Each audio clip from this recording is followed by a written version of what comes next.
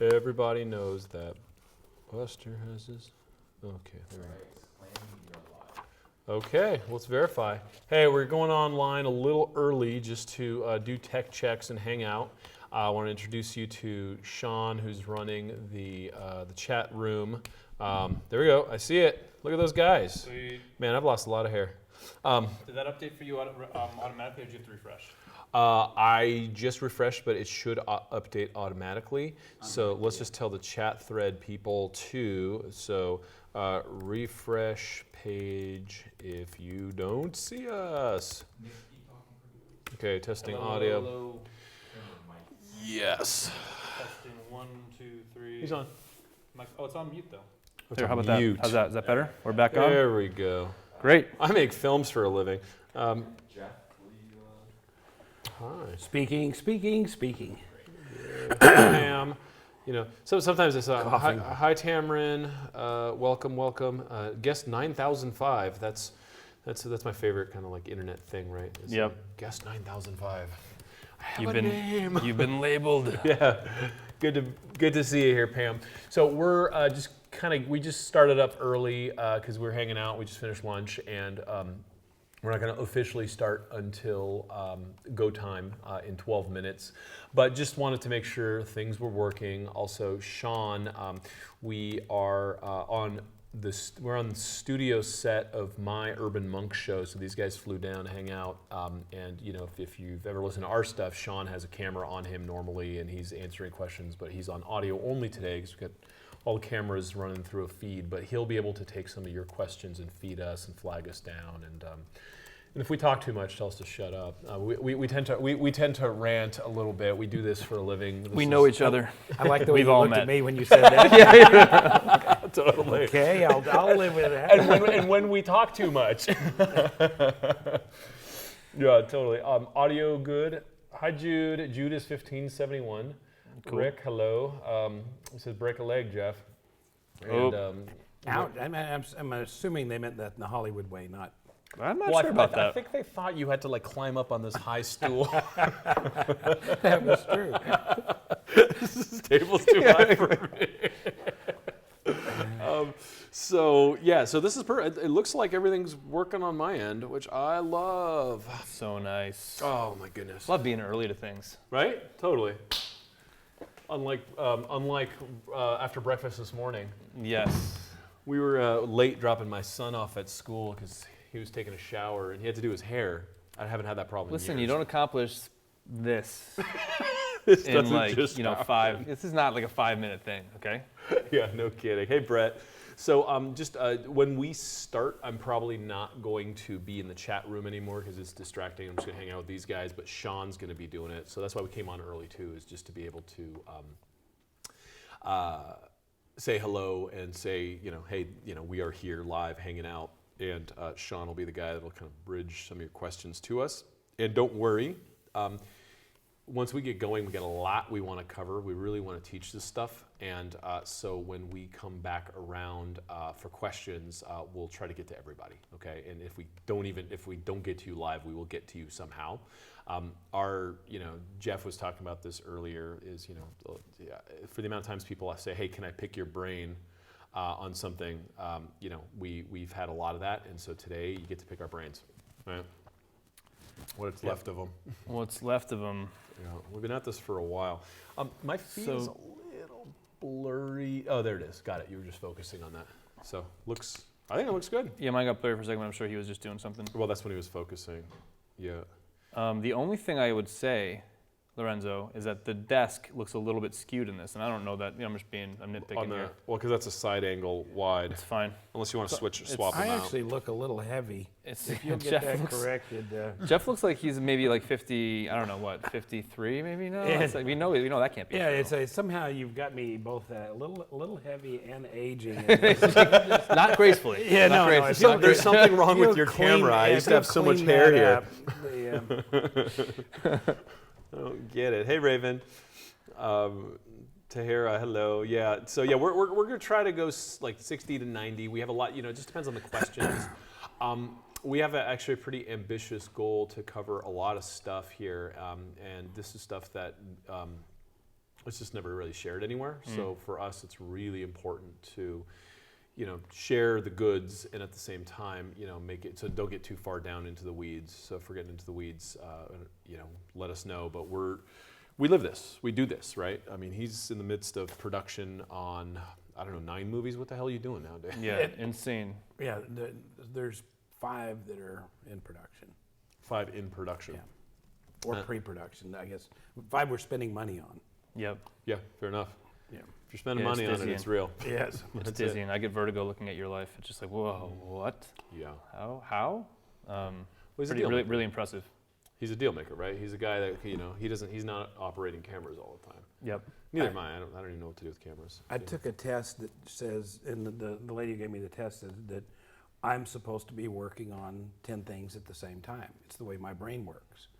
And so I mentioned that to my business coach, and he says, yeah, that's true, but Jeff, you need to be working on 10 things that make money at the same time. Yeah. And really, that's the key distinction. It's Yep. one thing to have a brain that needs a lot of different projects at the same time. But then this last couple of years has been learning. Okay, wait a minute. I need to pick and choose what those 10 things are. What was your That's really interesting. What was your Colby test score again? You were 9 for fast start. No, 10 for 5, 2, 10, 3.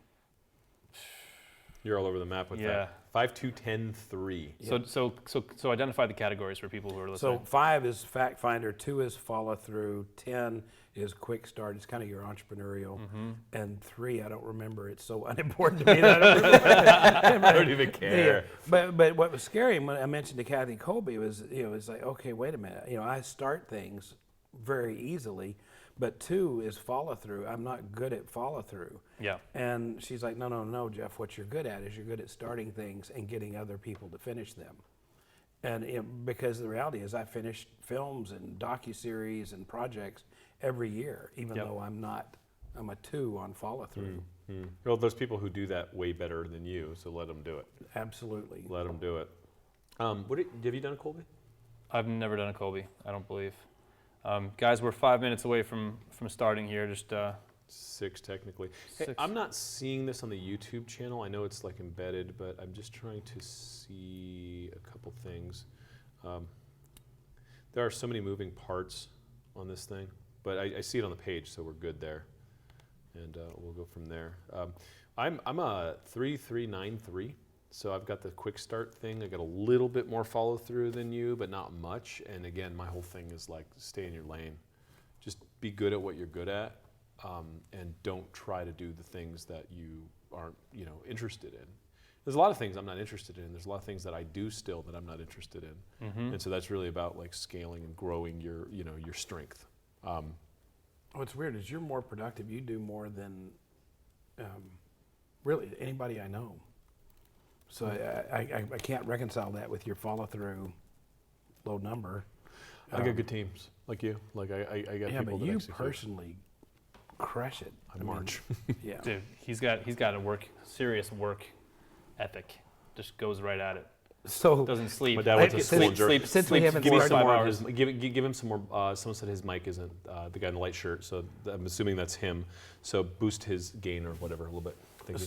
So let's tell an out of school story since we're before the time and this hasn't started yet. So last year we were working on a project, the 3 of us, and we all had assignments. And Nick and I are leaving the hotel to come over here, and at one point, Nick goes, I didn't finish mine. I go, I didn't finish mine either. And Nick goes, I'm scared of Pedram. I went, me too. Yes, got you where I want you. So true. But it's because we knew you would have your stuff done. Yeah, And homework. it's like, Yep. I do my homework. ouch. Yeah, well, I do my homework because I realized that I wasn't a good student in junior high, and I wasn't getting good grades. I was getting into trouble, not terrible grades, but I was just mediocre, whatever. I was getting into trouble with my family, and it was just one of these things where it was causing all this stress. And so I tried an experiment where I said, hey, how about if I just got good at school? Would it make them shut up? And so I got Wow. straight A's the first semester of high school, and literally my life transformed, where I was just like, wow, this is what they expect of me. If I do that, then I can do whatever the hell else I want, and I'm like their A student. Yep. straight through to valedictorian. Like I was just like, I got it. I will do my homework. This is easy, right? And I don't have any of that extra stress anymore because I'm just gonna, take care of business. Yep. It was just an interesting kind of realization that put me into a work ethic. And again, it was more for like my own selfish needs, right? Because then I get to go to the parties, I get Yep. to do whatever, Yep. right? Get them off your case. Have a little peace, a little That's freedom. it. For those of you who just tuned in, we're just hanging out a little early. We're going to start in 3 minutes. We just wanted to do tech check and hang out with the guys. We got our waters. Does anyone want tea? You okay, I'm good for right now. You good? Jeff? I'm fine. Okay, yeah, I'm fine. That's fine. Yeah, I'm fine. And we're about to go. Again, if you just showed up, Sean is kind of handling the chat thread, and so he'll be kind of feeding us questions as we go, just so we can stay focused on the task at hand, which is to really give you guys a download of all the stuff that we're planning on teaching today. And so, and we'll answer questions and we'll get to it. We promise. It's just now a matter of keeping us on track. We're very different kinds of personalities. We're very different kinds of filmmakers, and we get along great. We have very different styles, so it's a fun soup that we cook together. It gets to a point where, he might have an experience, Jeff might have an experience that is absolutely different from how the two of us do it, and it totally works for him. And so there is no right way in any of this stuff. There's just interesting data, Yep. right, and Yep. learning. Yeah, we're 3 completely different brains, which is interesting. We're all coming at this from different angles. Yeah, no kidding, huh? And it's nice. It works. It could be terrible, but it actually works. Totally. we could be in fistfights, but we're not, right? Okay, we're gonna start in about 2 minutes. Hey, Rio. Hi, Fiona. Hi, Georgie. Hi from Perth, Australia. Oof. Boom. Beautiful. Love that. Beautiful. Love place. that. Wait, what time is it in Perth? It's almost like 24 hours difference or something. We can look that up. No, it's early. I have this thing called the internet in Early front of me. morning, I'm guessing. I think it's 24 gonna hour be summers would be here, wouldn't it? It's tomorrow. All the way back. Oh, you're here. It's tomorrow Brighton, morning UK. about 6 o'clock. Tomorrow morning, 6 o'clock. That's my guess, and I'm going to look it up. Yeah, it's early enough. Brighton, UK, Montreal. Hi, Carlos. Hi, Sylvain. This is great. Actually, I think we should always do webinars a little early just to hang out with people. 8 What does that a.m. in full mean? Sydney. Does that mean that that's about as much as you can have in there? Oh, not sure. Let me see. Hey Sean, it's saying full in the chat thread. Does that mean that no more than 250 can come in? I have no idea. Is that the limit that we set for it? I don't know. Let me go check, because if that's the case, let's. It says pro plan. Let me go see if I could up it. I still haven't kicking you guys out. Huh? Modify plan. As long as it's not going to boot people from there. Oh man, you can't. You'd have to move to enterprise as soon as you did that. No, we're full. The chat rolls It's full. all right. That's Well, good. let's just tell people to There's write a lot in. of, there's a lot of people. There's a lot of people here, so that's it is. Okay, so we're just about to get started. If you can't get into the chat room because it's full, we have thousands of people registered for this thing. If you can't get in the chat room, you could email your questions to support@moviemakeracademy.com, and they will send them to Sean, who will get them to us. And maybe we could even do something like if you don't have something to say right now, log out, log back in. When you have something to say, we could create an exchange to do that. That's great. Yeah. Yep. All right, it's 1 o'clock. It's 1 o'clock. We are punctual, and so thank you all for being here, and welcome. We are excited to have the band back together here. We've been, it's been a very, very fun year working on our films individually, and then coming together to really help support filmmakers to say, look, there's a whole new model, there's a whole new way of doing things. I'd like to say we stumbled into it, but we've been to thousands of webinars and seminars and conferences and all the stuff. We've put in years of research on film, internet, media, and how they all come together. And there's really a wonderful synergy that we found in our ability to take films and distribute them online. And that's partially what we want to share with you here. Shall we get into I guess we talk about our Inception story real quick. the three of us are filmmakers. We're going to do some intros in a second because you need to know who we are. We're going to be quick because it's not about us here. But we had a kind of internal mastermind where we were working together to just help each other and be like, hey, what'd you do with this film? What worked, this, that, and the other? And so we started to mastermind and meet in different towns and just help and collaborate. And like literally, we could be seen as competitors, but we share everything. We're very forthcoming with what's working because I love this guy's projects. I love this guy's projects. I want them to succeed.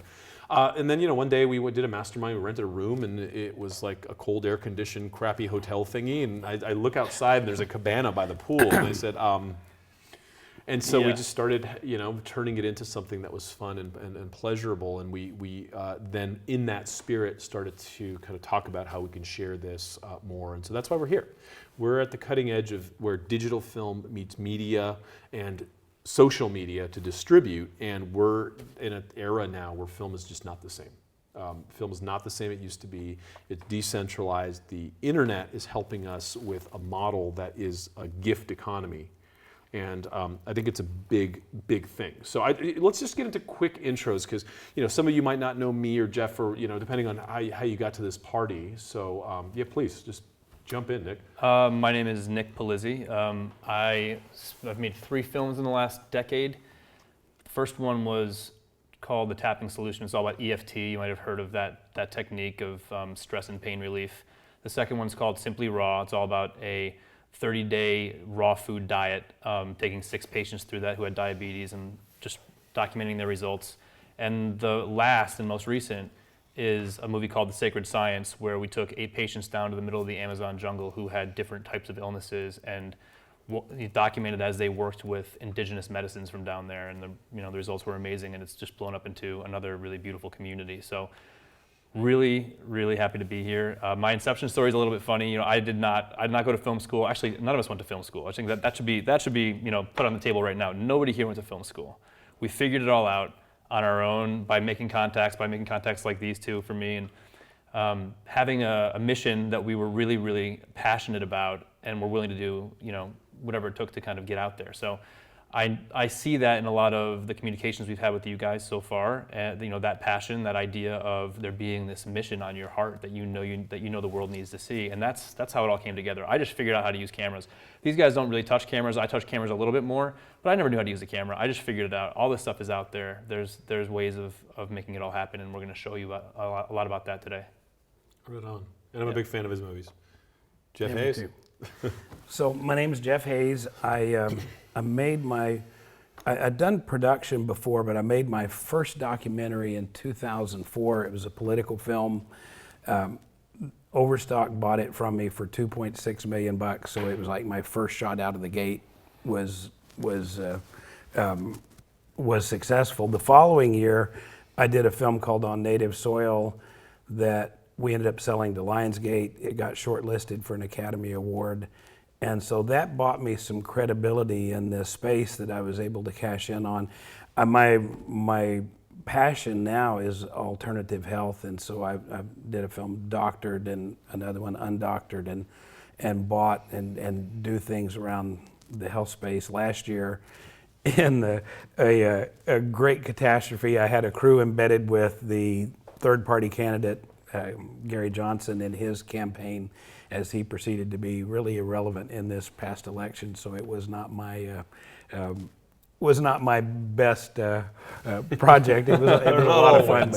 And so then now I've licensed a book called Chasing the Scream, which was a New York Times bestseller last year, and that's my big project for this year. This whole year, you're going to be working on that movie. Yeah. It's going to be huge. This guy's busier than anyone I know, and he's just hustling. It's good. All the time. Yeah, all the time. I'm Pedram Shojai, a doctor of Oriental medicine. Got really tired of being in a healthcare model that wasn't working, and I realized that I was really outside of the flow of this. I'm in the MASH unit dealing with people who just got shot instead of negotiating peace way higher upstream. So I realized that this was a messaging lifestyle game. I made it my first movie, didn't know what I was doing, and just decided to make a movie and it changed my life. It was called Vitality, and when I started talking about how to get this out there, I just didn't, because I didn't come from this industry, I just didn't have any assumptions that like, well, if you do this, then you do that. And so I just started asking questions that no one else asked, and I looked at the internet, and within 2 weeks of a screening, I had over 100,000 people in an email list, and then built really well.org and this kind of huge email kind of web content empire out of it. My next movie, Origins, had over 1 million views in the first month and shared over 250,000 times, and just took off. And so the decision to make a movie and do something bigger than myself propelled me into a life of documentary filmmaking and traveling the world and doing all sorts of really, really interesting things. And I'm in the midst of post-production of my third movie about the Conscious Capital movement. And it's been life-changing. So I'm sitting with John Mackey of Whole Foods and all these really, people that I consider heroes in the movement, and they're partners in the movie and in the movie. And so it's been a really good ride, and it's been about building community. I think we've all built communities. Our films are this give first model where we have basically decided to give them away for free, right? Mm-hmm. And Jeff, you used to sell your movies, right? And you have good metrics on selling versus giving away. Well, yeah, the clearest example was when, and you guys were the ones who coached me through this first effort. I was aware of it, but didn't know how to do it. And I released a movie, Bought, and I made a deal with it. There was a platform at that time, they've since got under, called Yekra. And Yekra would put your movie out there and then give you a mechanism to charge for it. So I released this movie, and we sold it for $4.95. And I did some testing, and $4.95 was the best price. I thought, well, what if we sell it for $1.95? What if we sell it for $1? And $4.95 was far and away what people said they wanted to pay most. So we gave Yekra a 6-week period where they had an exclusive. I had 2,000 affiliates. These were people that agreed to promote the movie. During that 6 weeks, we only had 6,000 people view the film. I made a total with DVD sales, everything, gross of $60,000 in that 6-week period. And this film cost us about $750,000 to make. Now, most of that money was crowdfunded, so it's not like it was investor losses, but still, I'm in this $750,000, not to lose $750,000. So we waited. That was in October. We waited until January the following year and released it with Pedram kind of guiding me through this. We released it for free for 2 weeks instead of 6 weeks. And in that 2-week period, 250,000 people saw it instead of 6,000, and we made $250,000 instead of $60,000. So the paradox is, we all make much more money giving our product away for free than we were able to make in selling it direct. And so that really is the core of our model. And not only that, you're allowing anyone to see it. When you have to pay $5 to $14 to download a movie, you're limiting the reach. There are a lot of people in the world that need to see this stuff, and not all of them are going to want to pay to watch it or have the means to pay to watch it. So the beauty of we're kind of getting right into one of the two big pillars that we're going to talk about today, and that is why do we give our movies away for free? How does that work? How do we end up whole and better than whole on the other side of that? And how does that work to inspire a huge movement of people and grow a community, back to what you were saying, grow these huge communities of people that are all rallying around one core issue? How do we do that? Why do we do that? How does it work? To galvanize a base is everything, right? Attention is much more valuable than any other commodity out there anymore. And so the attention of people, and media has gotten crazy, especially in this last political season. No matter what side of the fence you're on, the media has been criticized as being biased, and so people don't even know who to trust. And so bringing truth and bringing it out and really sharing this truth has become something that I'm actually shocked at how quickly this happened, but we are absolutely right now in the golden age of documentaries. And so, I mean, you were just on a lunch yesterday about this. I mean, it's blowing up. Yeah, I mean, this, because I'm in Utah, is where I'm based. Yesterday I had a lunch with a guy named Michael Fuchs, who was chairman of HBO, and he told me in his career he's never seen anything like what it is right now for documentary films. And then just right prior to this, I was on the phone with a friend of mine for a call that we had scheduled at noon today here, and she had 6 films in Sundance. They've sold 4 of them for a total of $12 million. The other 2 they're still negotiating on, and she just sold a film, or had an offer, they haven't sold it yet, had an offer for $5 million from Hulu on another film that didn't make it into Sundance. I know Netflix bought 8 films. Of the 8 films, 5 of them were documentaries. This is, Wow. when this is what's happening when you have people like Michael Fuchs saying, I've never seen the time like this for documentary films.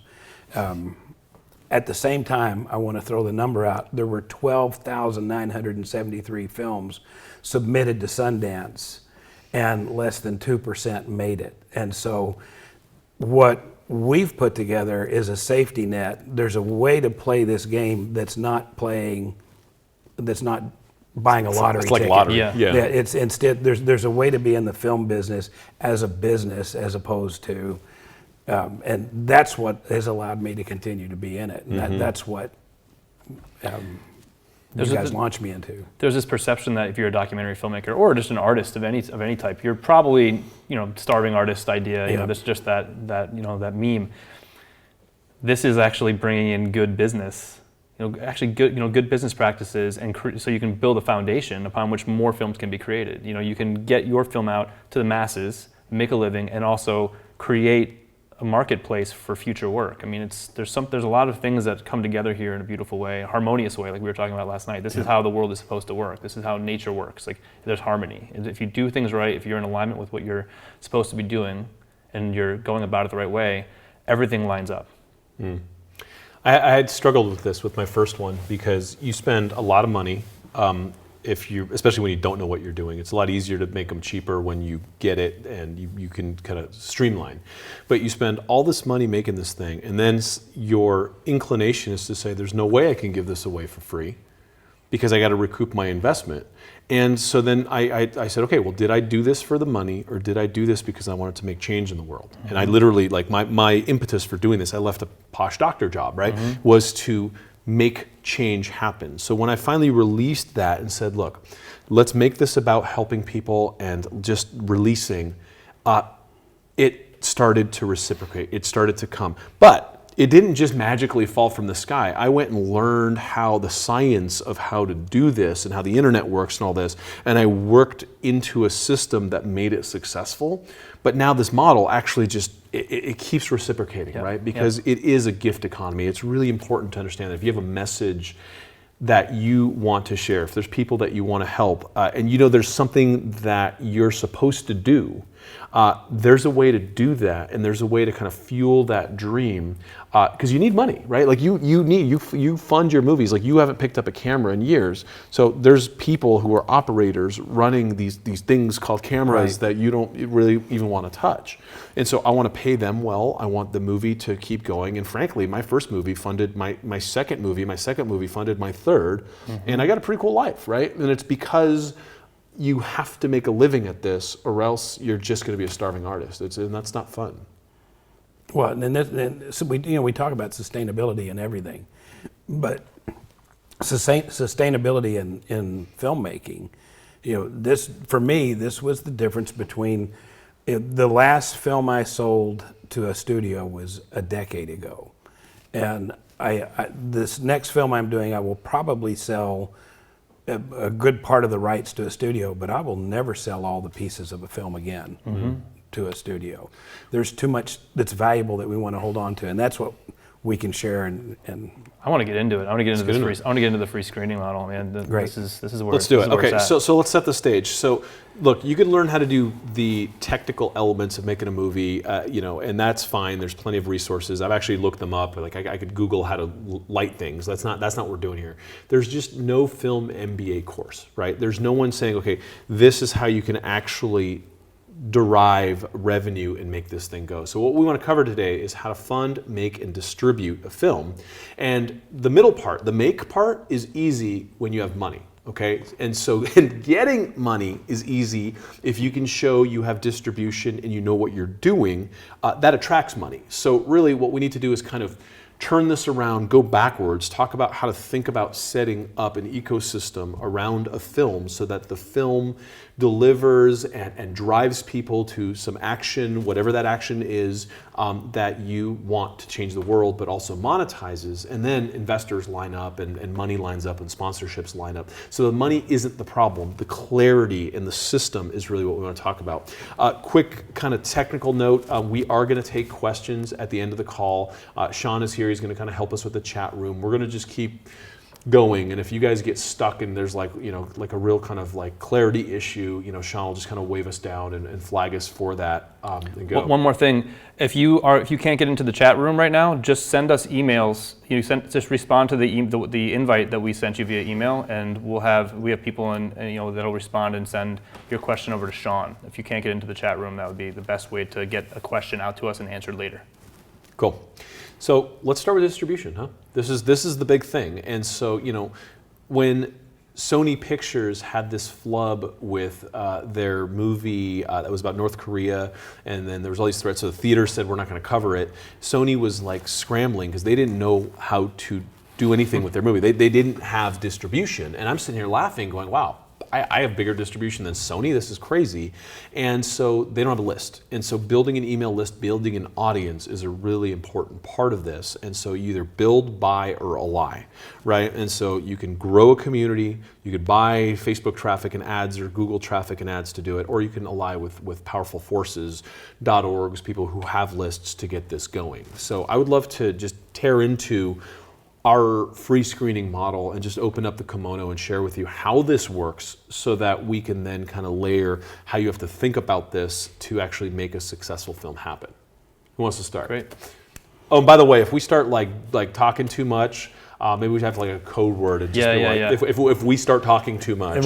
What's a good code? What's a good code word to just in case? How about it? The code word is Jeff. Give the mic to someone else. And to start on that, I one of the questions people get is like, so there's this paradox. We make more money with free, and so as Pedram and Nick covered this, one thing that makes this work is that people like to share things that don't cost their friends money. They like to be on the inside. They like to be in the know. They like to share things that raise their social status. We all do that. And so, but we don't like to share things that our friends are going to have to pay for. Now that makes me feel like I'm selling something. I don't want to sell your movie. I will share Nick's movie, but I'm not going to sell it for him. And so with that as kind of a psychological premise, then the oddity is when people watch it for free, there's a certain percentage of them that want to own it. And this is over, and we'll give you some numbers on details of, as it's more in the context. But just so you can understand, when we talk about giving away your movie for free, we're not talking about making a movie and then going in the hole. And there's a certain percentage that buy it, and you can count on that, and that's what drives this whole thing and makes it work. I would say that the first thing we should do is just dispel the obsolete understanding that you need to sell a movie as it is. You make the movie, that's the thing that you're going to now be trying to monetize to make your money back up. It's different, it's changed. So we started off with The Sacred Science, and I think we all probably did some version of this with one of our movies. Started off with The Sacred Science with a little sales page that had a DVD, a little picture of a DVD on The Sacred Science, and $14.95, we were like marking it down, half off for them, and we just had a few affiliates go out, affiliates being like partners in the industry. Like these guys are affiliates, they're like people who would promote to their mailing lists and get the word out. And I think we did maybe $15,000 in sales over the course of like a week. We spent a couple $100,000 to make the movie. And that was where in my brain is like, okay, this isn't going to work. If I'm going to keep on doing this, I have to figure out a new way to do this. And a couple other friends of ours, started to use, a model that was more about like on the freemium side. They're giving away their movie to the general public and their audiences for free. And I was like, there's no way. I mean, they must be like trust fund kids who like can just make these movies, for free, or make these movies and then not have to worry about recouping money.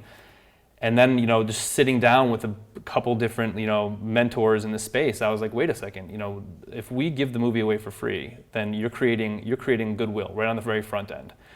People are inspired, and if it's a good movie, they feel this camaraderie with you, and this kind of like what you would see on like a PBS special where you during a pledge drive, like they're showing you amazing content, and then in between, the bits of content, they're like pointing out that they're trying to raise money. They raise tons of money that way because people feel so indebted for that amazing content they just saw.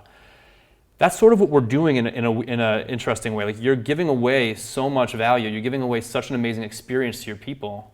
And at the end of it, they want to do something. A lot of them want to do something to take action. And some of them don't, but they at least got to see what your movie's about. And these are all cause-oriented movies. These are all mission-oriented films. So just inspiring that person, even if they don't decide to take action on whatever you might be offering them after the movie. That's amazing. You changed a life.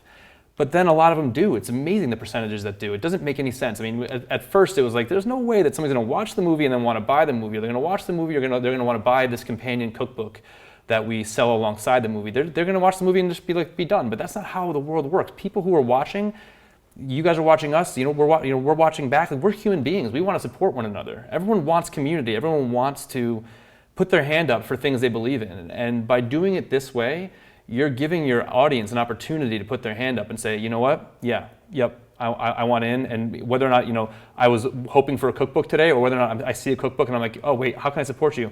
Yeah, I'll buy the cookbook. My mom wants one. Or yeah, of course I'll have that. Like you're giving away so much value to this person who's watching the movie that they feel some, not indebtedness, but they feel like they want to reciprocate in some way. A lot of them do. And that's what makes this whole formula work. It's this gift economy that we're in right now. And if you don't, that's a big part of this too. But just acknowledging and being aware of the fact that the world is changing.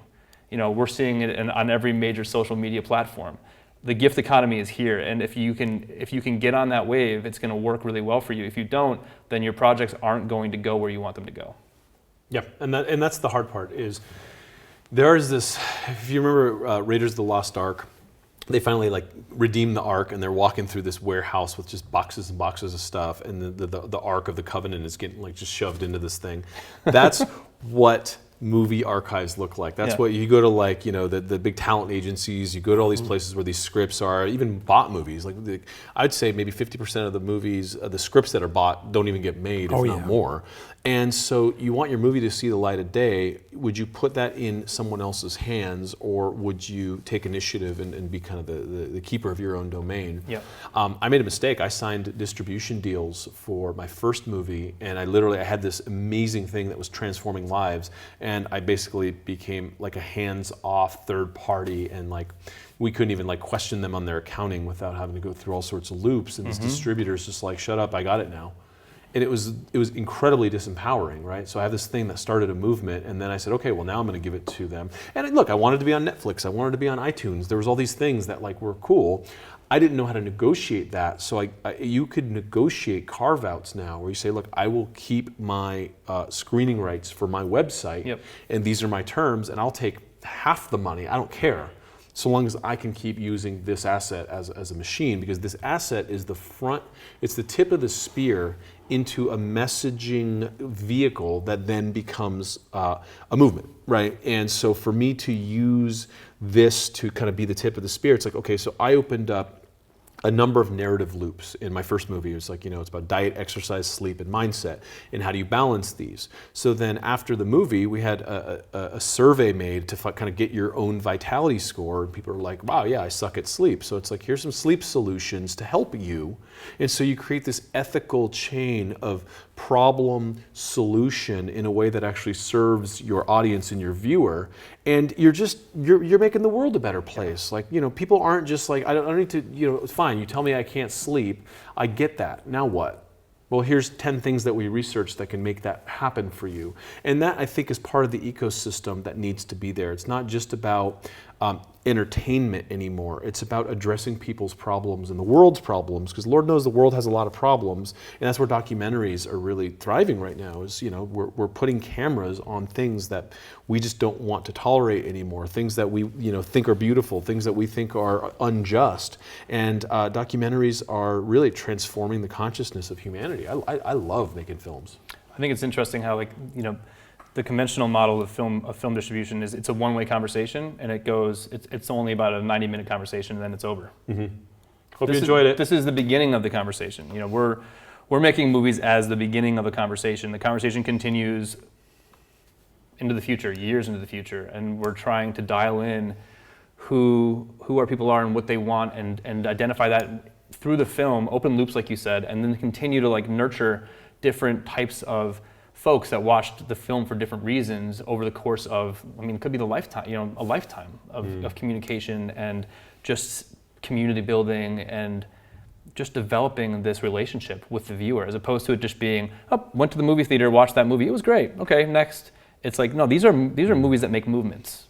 That's a core part of this too, is these movies they're here for a reason. So this is the beginning of that conversation, and that's how it needs to be looked at. So one of the things I want to make sure that I realize we need to put a backdrop on this.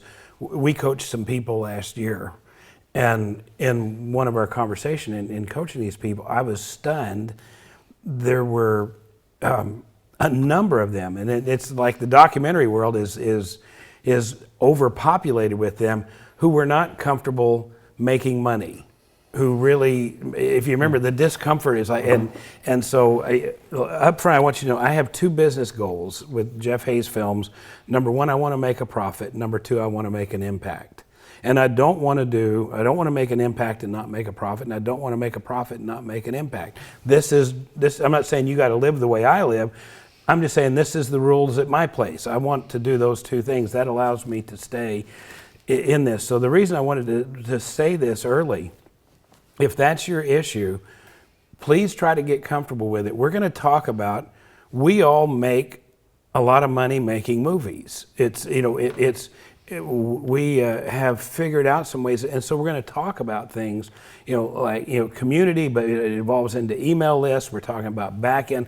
There's the things that we do that make money, that make our films that we commoditize, these things that we pour our lives and heart into, and it can sound crass.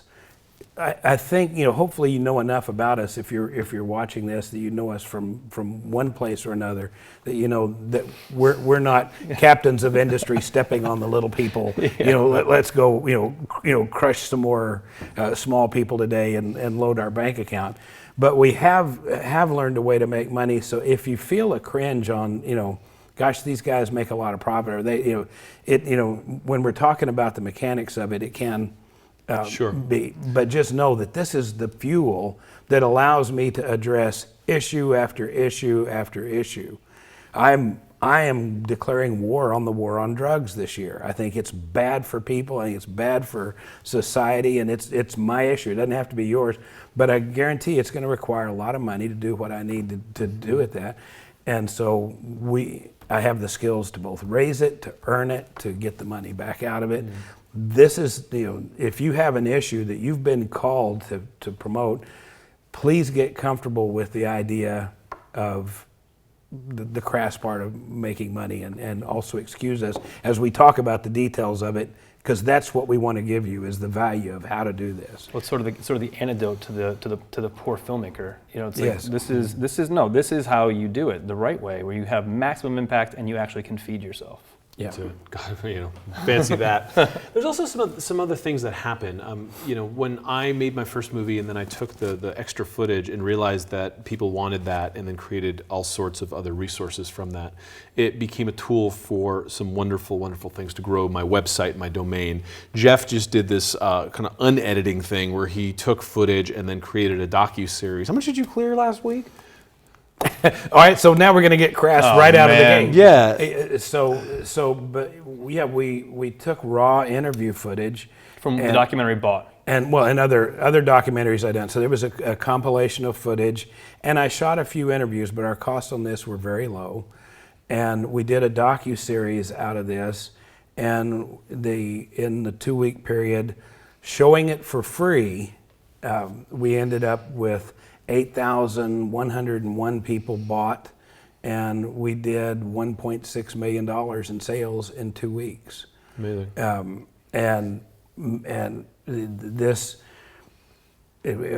Quickly I want to get into choosing the right topic. This is because this was something that there was a hungry audience for. We produced really quality material. But yeah, our cost on this were incredibly low because I used full interviews, where we'll go shoot for 2 hours and use 62 seconds of that interview. And what was heartbreaking as a filmmaker is one of my friends called me Sunday night and said, "Man, I just watched your Vaccines Revealed series, and Jeff, it's the best thing you've ever done." I didn't even edit. Like, it took me 3 months, and it wasn't even. It was an afterthought. I unedited this film. Is the time you spend in crafting this beautiful documentary film. But great, and what's interesting with this is even in documentaries, where I'm doing this Chasing the Scream, which will be a theatrical release, a traditional, I will simultaneously be laying the ground for a docu-series out of that material and additional material we collect, that now I give myself a safety net and my investors a safety net by making sure we have these things to give the public that they want. Yep. It's incredible. Key is you have to grab the email address. If you don't have your own distribution through email, even if you think Facebook audience is yours, it's not. It's Facebook's. They charge you to get in front of them. So you have to grab the email address, and then it opens you up to everything else. The emails I got from my first and second movie created an opportunity so that then I got a big book deal. And then because I had an email list, I hit the New York Times bestseller list in the first week, and it just kept going from there. Because guess what? If you don't have distribution, which is a voice out there on the internet, you are in trouble. And that's really kind of the keys to the kingdom here. And what we really want to teach is you have to get the email list. Distribution's worth 90%. The product is worth 10% in the marketplace, right? And so you have your own marketplace with a list, right? I was going to say, why don't we just go into the blueprint? I'd love to just give them the full-on blueprint of what we do, and we'll do it quick. But I think that it would be really valuable just to show you guys how we do a free screening, how we set it up, how it works. Is that good? Just kind of go. Going. I'll start. You guys just stop me and yell Jeff if I go too long. Yeah. So you probably seen one of our movies, and when you saw it, you probably noticed that you go to a landing page. Whether you clicked on a Facebook ad or you got an email from another partner of ours saying, "Hey, there's a really awesome movie. It's called Origins. It's called Bought. It's called The Sacred Science. Click here to check it out. It's free for 10 days. There's a lot of cool side interviews and other things that are going to be going on. You click that link and you go to what we call an opt-in page. It's a registration page where you put your name and your email address into that page, and it says, "Hey, click here and we'll send you the link to watch the movie for free." Click. So that's the email right there, what Pedram was just talking about. That's how the first part of the equation is begun. Now you've joined this community. Well.org now is going to send you a few emails to your address. And then for the course of the next 10 days, or whatever the period might be, we use 10 days, it works really well. You give your movie away for free. I mean, you really just give your content away for free. And not only do you give your movie away for free, but you give away as much other relevant information, other videos, other pieces of content during that 10-day window as you can that you think are going to appeal to people who watch your movie. You just give love for 10 days. It's just you're just giving everything you possibly can to folks.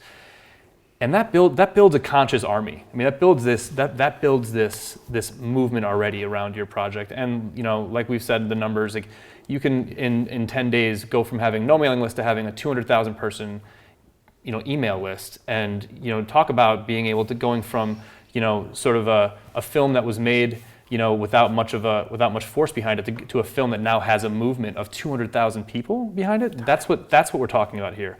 And at the end of that 10-day period, we start, very gently saying, hey, if you like the movie, and also on the landing page, you'll see on our landing pages when you watch our movie, usually there's a really soft kind of hey, if you like the movie, you might like the cookbook. If you like the movie, you might want to own a copy, or you might want to own the cookbook and the DVD combo pack. For Sacred Science, that's like a beautiful thing that's allowed us to do a lot because people love that combination pack, and that gives us the revenue to do a lot of other amazing things, and to buy more ads and do things to kind of get the movie out to more and more people and to fund future projects. So what we're doing is creating this 10-day window.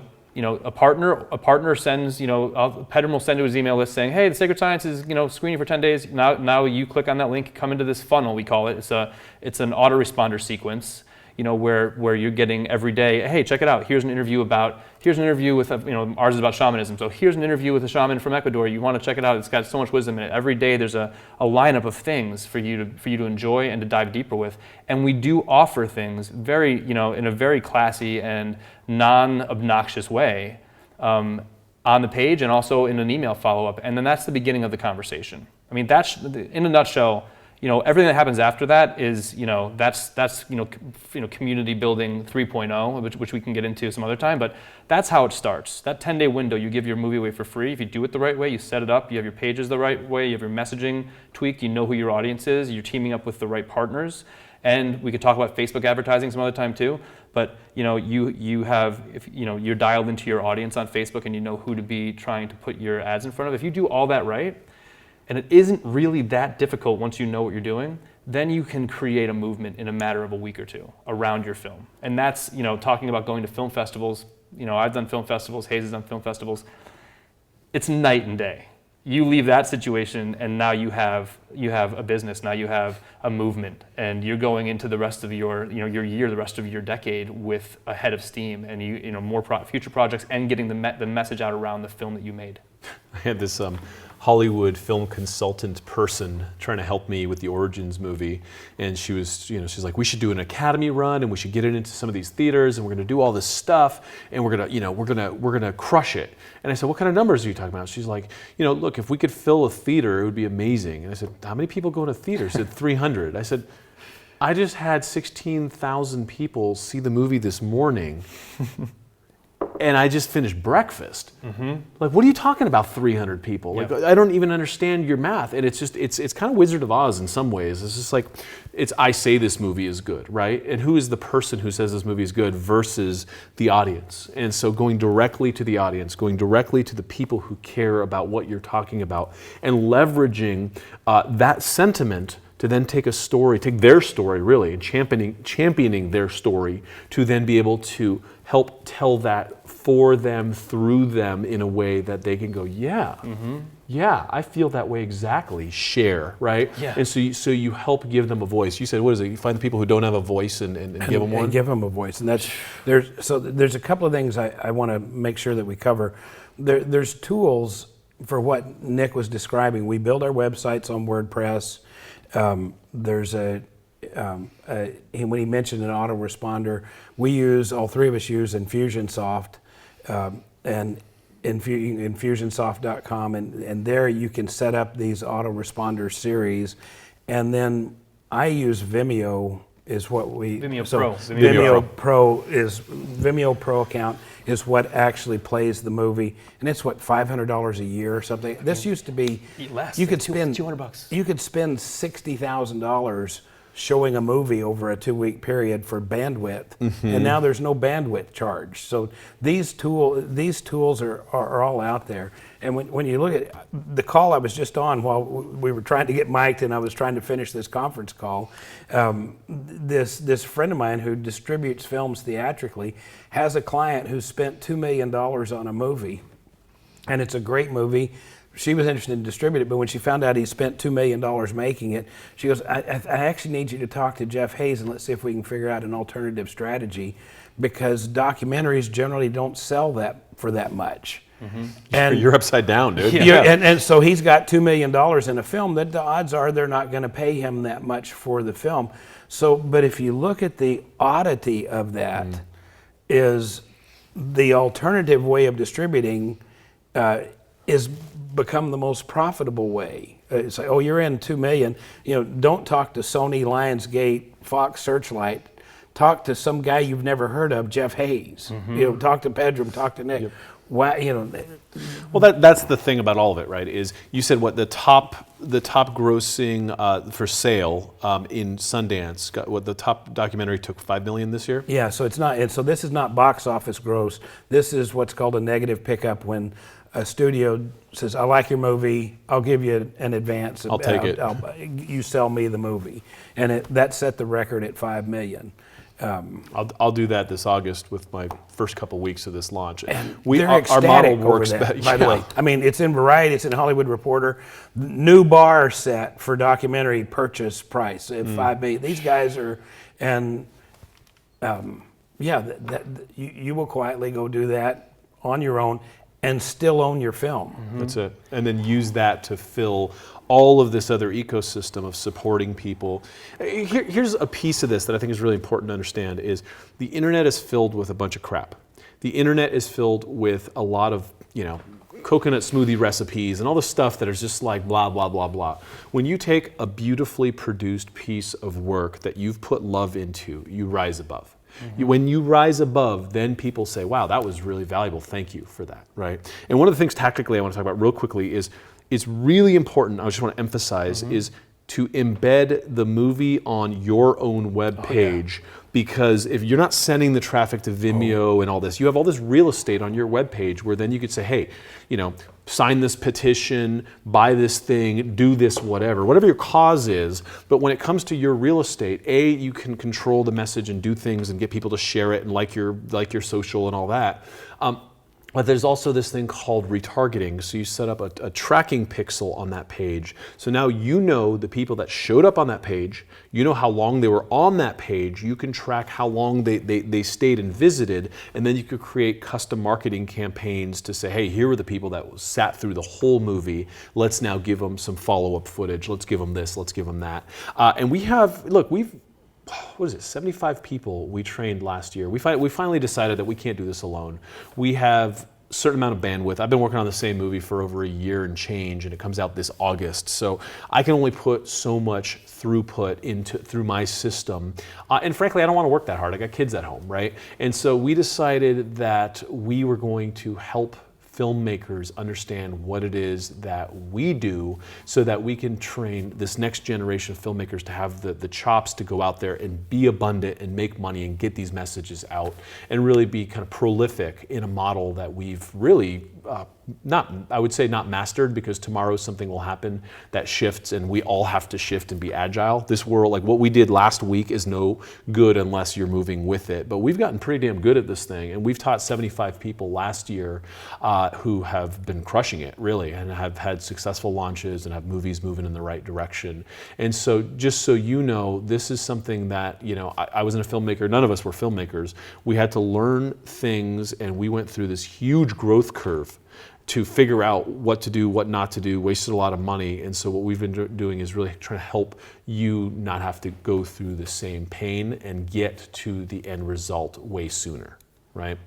And so, yeah, I mean, you had, you were doing what, $1.10 per free viewer of a movie early on with your first film. And this last one, you were doing like $12 per viewer. $12 per viewer. Yeah. So every person who signed up to view it, 131,000 people registered versus 1.6 million in revenue.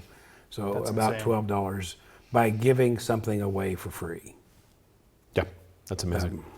That's amazing. Should we get into some of the distribution and funding? There's so much I want to cover here that I just want to kind of move my way down into just the brass tacks. I want to share. Describe what's available there. Can Can we just talk real quickly about Facebook and Google first? Because you're talking about pixeling, and I think that people should just, real quickly to wrap up that first pillar of what we're going to teach today.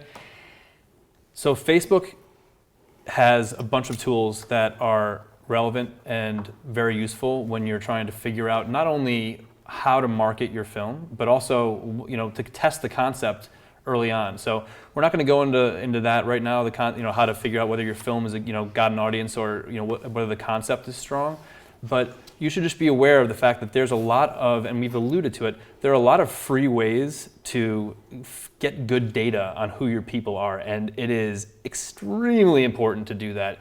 Ideally, before you break ground on your project, but with the Sacred Science we didn't do it, and we just figured it out later. You can use this lens at any stage of your project to figure out who your people are, figure out how they speak, how they like to consume their media, their content, and make sure that the way that you are positioning your film and the way that you are even in some ways filming and editing your film is sort of addressing their needs and how they like to process information. So Facebook has a bunch of different tools. You can sign up for a Facebook ad account for free, and there's something called Facebook Audience Insights that is a lifesaver. If you're making a film on, let's say you're making a film on veganism, and you want to figure out what people who are interested in veganism, do, who else are they checking out? Looking for potential affiliates, like we're talking, people online who you might not know yet that would be interested in potentially promoting your film. If you go into Facebook Audience Insights, type in veganism, you're going to get a list of what other pages the typical vegan Facebook user is checking out. So you might get some real, some actual people, authors, owners of platforms, other movies potentially, and this is sort of like some data mining. Like you have to, this is part of this whole process, is really dialing in who your people are. If you can do that, then you're 75% of the way there. If you know who your people are, you know how they consume their content, then you're going to be able to figure out how to rally the masses around your project. So real quickly, we are going to take 100 new students for this next semester. If this makes sense to you, hang out. We're not even close to done, but if this makes sense to you, apply for the program. We're only interested in projects that we feel are making the world a better place, so there's an application process. If we feel like we can help you and we feel like your project is something that we would like to support and kind of put amplitude behind, then this is something you should consider. We'll talk about this way later, but I just wanted to let you know because the application button is there, and I want you to just kind of stay with us and really kind of absorb what it is we're talking about. Because if you understand the promise of actually turning your passion into a career that then propels change in the world, then you have to understand that there's science that goes into it. And I want to delve into that science as we get into kind of how to understand, the proof of concept and all this.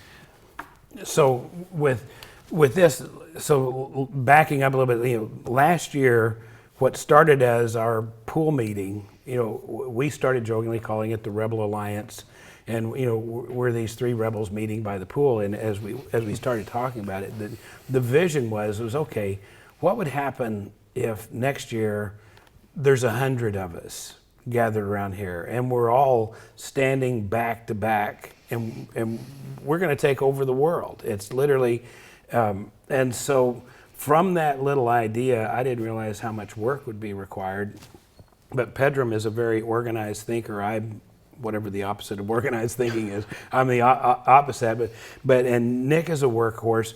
We ended up spending hundreds of hours and created a spectacular course that goes through all of these components in detail. And this room that we're filming in right now was 2 separate weeks of flying in, and for some reason Pedram thinks it's okay to start your work day at, was it either 7 or 8? Something really. It was like insanely nobody early. Starts that early, and so where we filmed all these modules, did all this, we were so proud. And then 10 weeks of follow up, all of this stuff. We brought other people in, a spectacular course that we ended up with. When he talked about we trained 75 people, there's people in those 75 that now that we've seen the films they were working on, when they're, some of them are doing work much better than I've ever done. I mean, I was humbled by, and so we had people from rank amateurs to brilliant filmmakers that just didn't know how to raise money or distribute their film. And these are the alumni of that. And so when we finished it, you have to sit down and have the conversation. Okay, what are we going to charge for this thing? This course, and I call it, you were drinking your own whiskey. The first part you go through is, okay, what if we only sell 10 of them and we coach these people and it's $100,000 a piece? Because literally, the three of us can show somebody how to make $1 million this year and profit $1 million. So, if I could show you how to make $1 million, make a movie, make a movement, build a community, and you're going to come out $1 million ahead, is it worth $100,000? And we're like, yeah, that deal. And we only deal with him. And then, okay, wait, that's stupid. So we really wrestled on price. Do we charge $10,000 on it? Do we charge $5,000 on it? Back and forth, and finally settled on the price of tuition for the course being $5,000. We decided for the first one that we did, which really was a test launch, and as we went through the 10 follow-up weeks, and there were bumps and hiccups, there was things that that people don't have to deal with now, but they did in the first time. So we discounted it down to $3,000, and so with this relaunch, we just decided, okay, we've got it done. Let's just keep the price at $3,000. We'll go to $5,000 the next time. So anyway, just to get price consideration out of the way, and if there's a way for anybody who wants to participate to participate. So don't disqualify yourself. But I want to rip off the Band-Aid. The course that we're going to be referring to is the most in-depth thing I've ever seen, and it's $3,000. But I'd like to shift and talk about Proof of concept, huh? Yeah, so get into proof of concept, number one, and then I definitely want to cover how to raise money.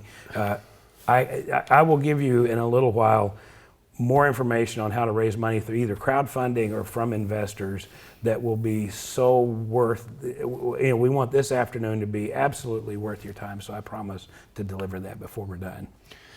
I think one of the things that most people do in our world is they spray and pray. Like, hey, I have this great idea. I'm going to go, mortgage my house and make a movie for $250,000, and then I'm going to hope someone takes it, and then, just hope.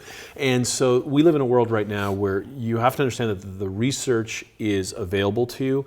I've consulted with a number of groups that work with Hollywood studios, and they do these large focus groups, and they spend tens of thousands of dollars in each of these assays to be like, what did you like about this movie? And one of the people we worked with, her job was to kind of take crap movies that the studios couldn't sell, figure out how to package them so that people would buy them and like pretend that they were something that they were not. And that's Hollywood. The Hollywood's worst, right? And the Hollywood makes good stuff too.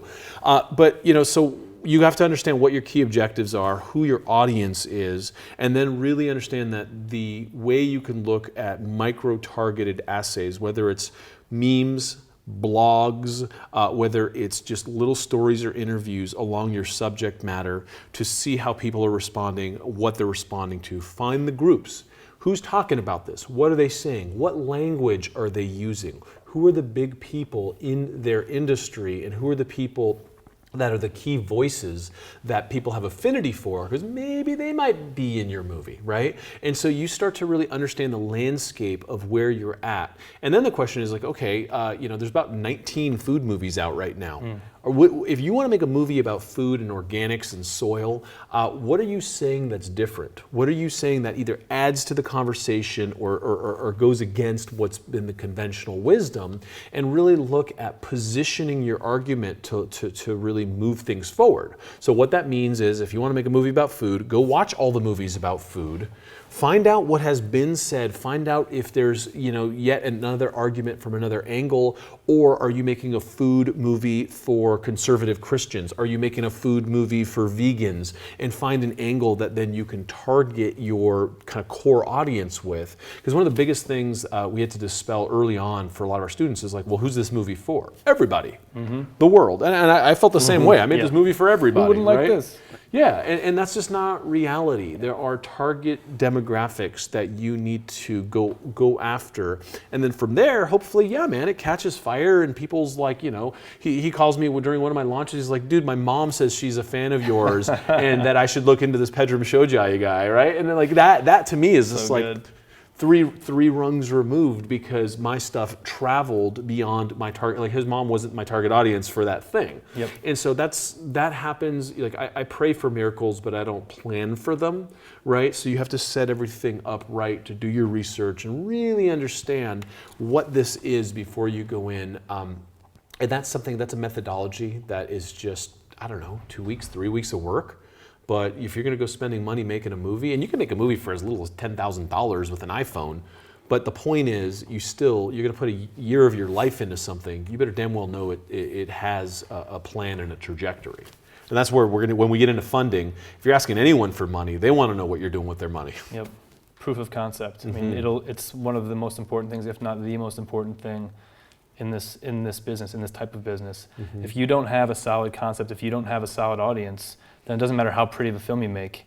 It's not going to go where you want it to go. It's not going to, and whether that's in the marketing, on the marketing side with like giving it away, or with raising money. The first question that somebody asks when an investor, what's one of the first questions they ask when you? How are you going to get my money back? How much? Yeah. What's your plan? How am I going to get it back and when? And whether that investor's mom, grandma, or some rich guy down the street. Yep. Yeah. Yeah. So knowing your strategy, knowing that there's a market, being able to say, hey, well, you know what?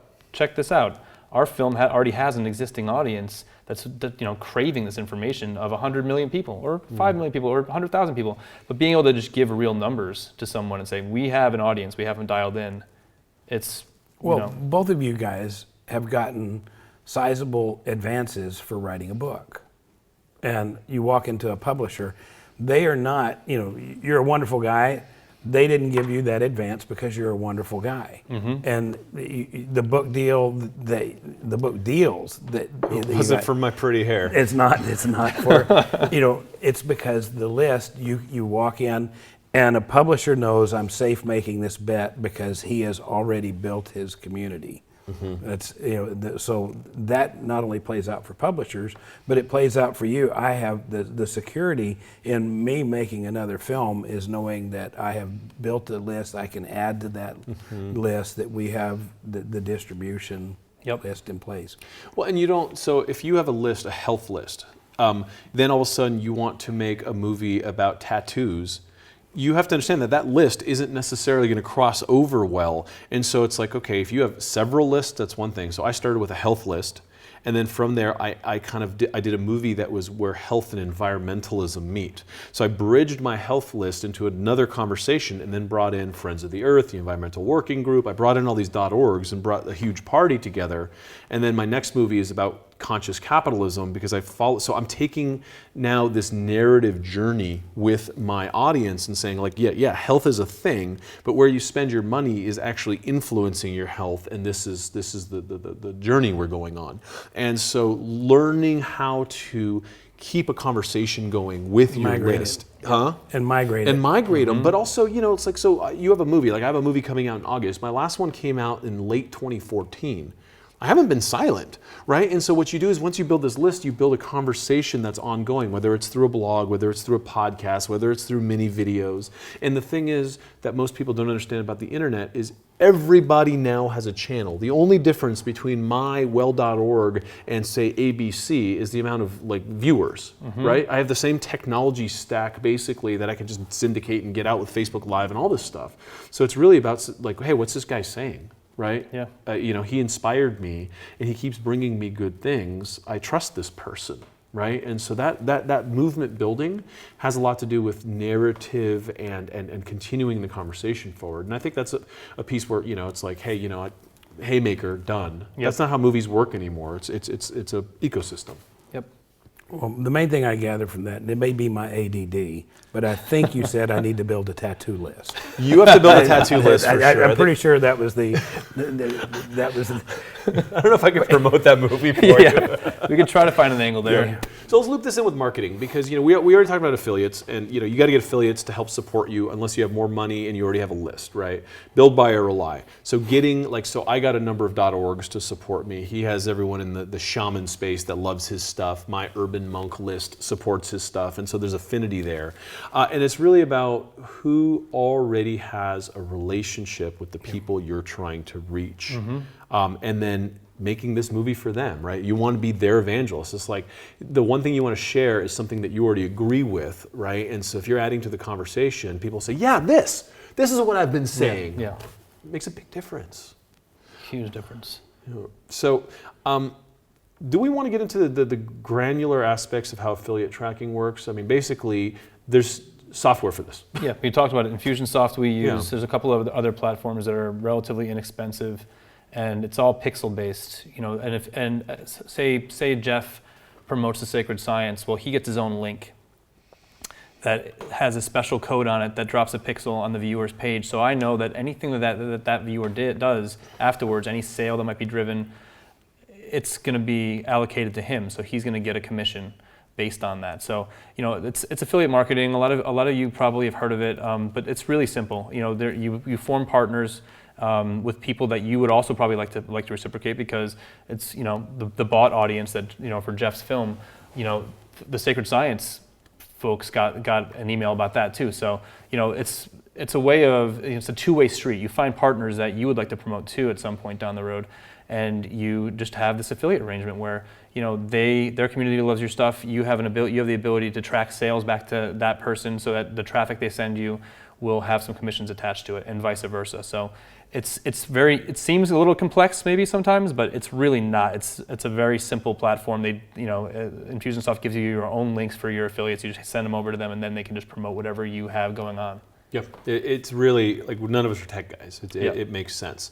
So let's get into how to pay for the party. If you understand how to create the back end and the ecosystem and the open loops to serve them, then getting the money is easier. So let's talk about how to get money to make a project. And you've raised a lot of money in your career. Yeah, so 100+ million. So this is the key to this, and the reason we started backwards forwards is if you don't know how you're going to distribute the film, if you don't know how you're going to get money back out of the film, if your plan is, I'm going to hope to get it into a film festival, not only will you not be able to raise money, but you shouldn't be able to raise money. It's immoral for you to raise money. And so once you understand this free screening model, that you can put a safety net under the finances of your project, where you have every expectation you're entitled to be able to get your investors their money back. That's kind of the baseline. But still, I find that people generally get it backwards. If you remember on American Idol, you'd have these people, always liked when they had that show, the first few weeks, they have people that sing really badly, and they mock these people now that I'm saying, no, this is not good at all. But anyway, they show these people, and they're always like, and they're not talented enough, and they always say, but it's my dream to be a singer. This is I know that I'm supposed to be a singer. But the fact is, if you're not a good enough singer, it doesn't matter that that's your dream. I see people go to the marketplace with their dream and with their passion and expect people to fund them because it's their passion, it's their dream, and that's backwards. So the first thing you have to have in this mindset is you've got to have the understanding that people invest for their reasons, not for your reasons. So, this has always been a passion of mine, is not any reason for me to ask you for money or for you to give me money. Now, so step one is to stop chasing people down and trying to bludgeon them into submission. Do this for me, help me. It is to find people that share your passion. So I made a movie about chiropractic called Doctored. and it was a story that chiropractors really wanted told. So I was able to raise hundreds of thousands of dollars in crowdfunding for that movie that didn't have any equity attached to it at all, because other people other than me wanted that story told. And then once it was made, these were my distribution partners. This was, so finding your tribe, and your tribe you need to attract. So Pedram said the line, who else is already doing business with your tribe? So this goes into, in a funding strategy where I'm going to investors, I have a model I use that we've replicated and we teach in the course. But generally the model I use is that the investors put up the money, and then we, as the film is sold and as we market it, all the money that comes in goes back to the investors first, and I make nothing until they've gotten their money back. Once they've gotten their money back, then it goes to a 50-50 split, with the producers getting half and the investors getting half. When and if they double their money, once they reach that point, then it goes to a 90-10 split, with me being 90 and them being 10%. What that structure does is it respects the money. The most important thing you can do is get your investors their money back, because then they'll invest again. Then you can stay in the game. All of a sudden you lose your investors' money, then it gets really hard. So as you start thinking about investors, put yourself in their position. You've got to talk to people that care about what you're talking about for their reasons. You have to structure it in such a way that protects their money and gives them safety. I always think in terms of, I've got to create a deal that's so good and creates such a scarcity in a short time frame that they're scared not to invest instead of being scared to invest. I was looking at my notes here. While you're doing this, if you can be filming while you're raising money, it is the greatest road show in the world. Michael Fuchs yesterday, sitting with him, and again, this is the former chairman of HBO, but talking about films, he's like a little kid. And he's like, I'm telling you, I go into the biggest boardrooms in the country, and they get excited about making a film. This is your tool when you're raising money, is people want to be a part of this. I was at a Sundance party that was a combination of directors and producers that had films in Sundance and the people who put up the money to be there. And watching how everybody was excited to be on the inside of something. They've got a great story to talk to their grandkids and kids about, that film about Syria, I actually put up the financing for that. So there's some magic here that you can weave in creating this, as long as you have a solid foundation for it.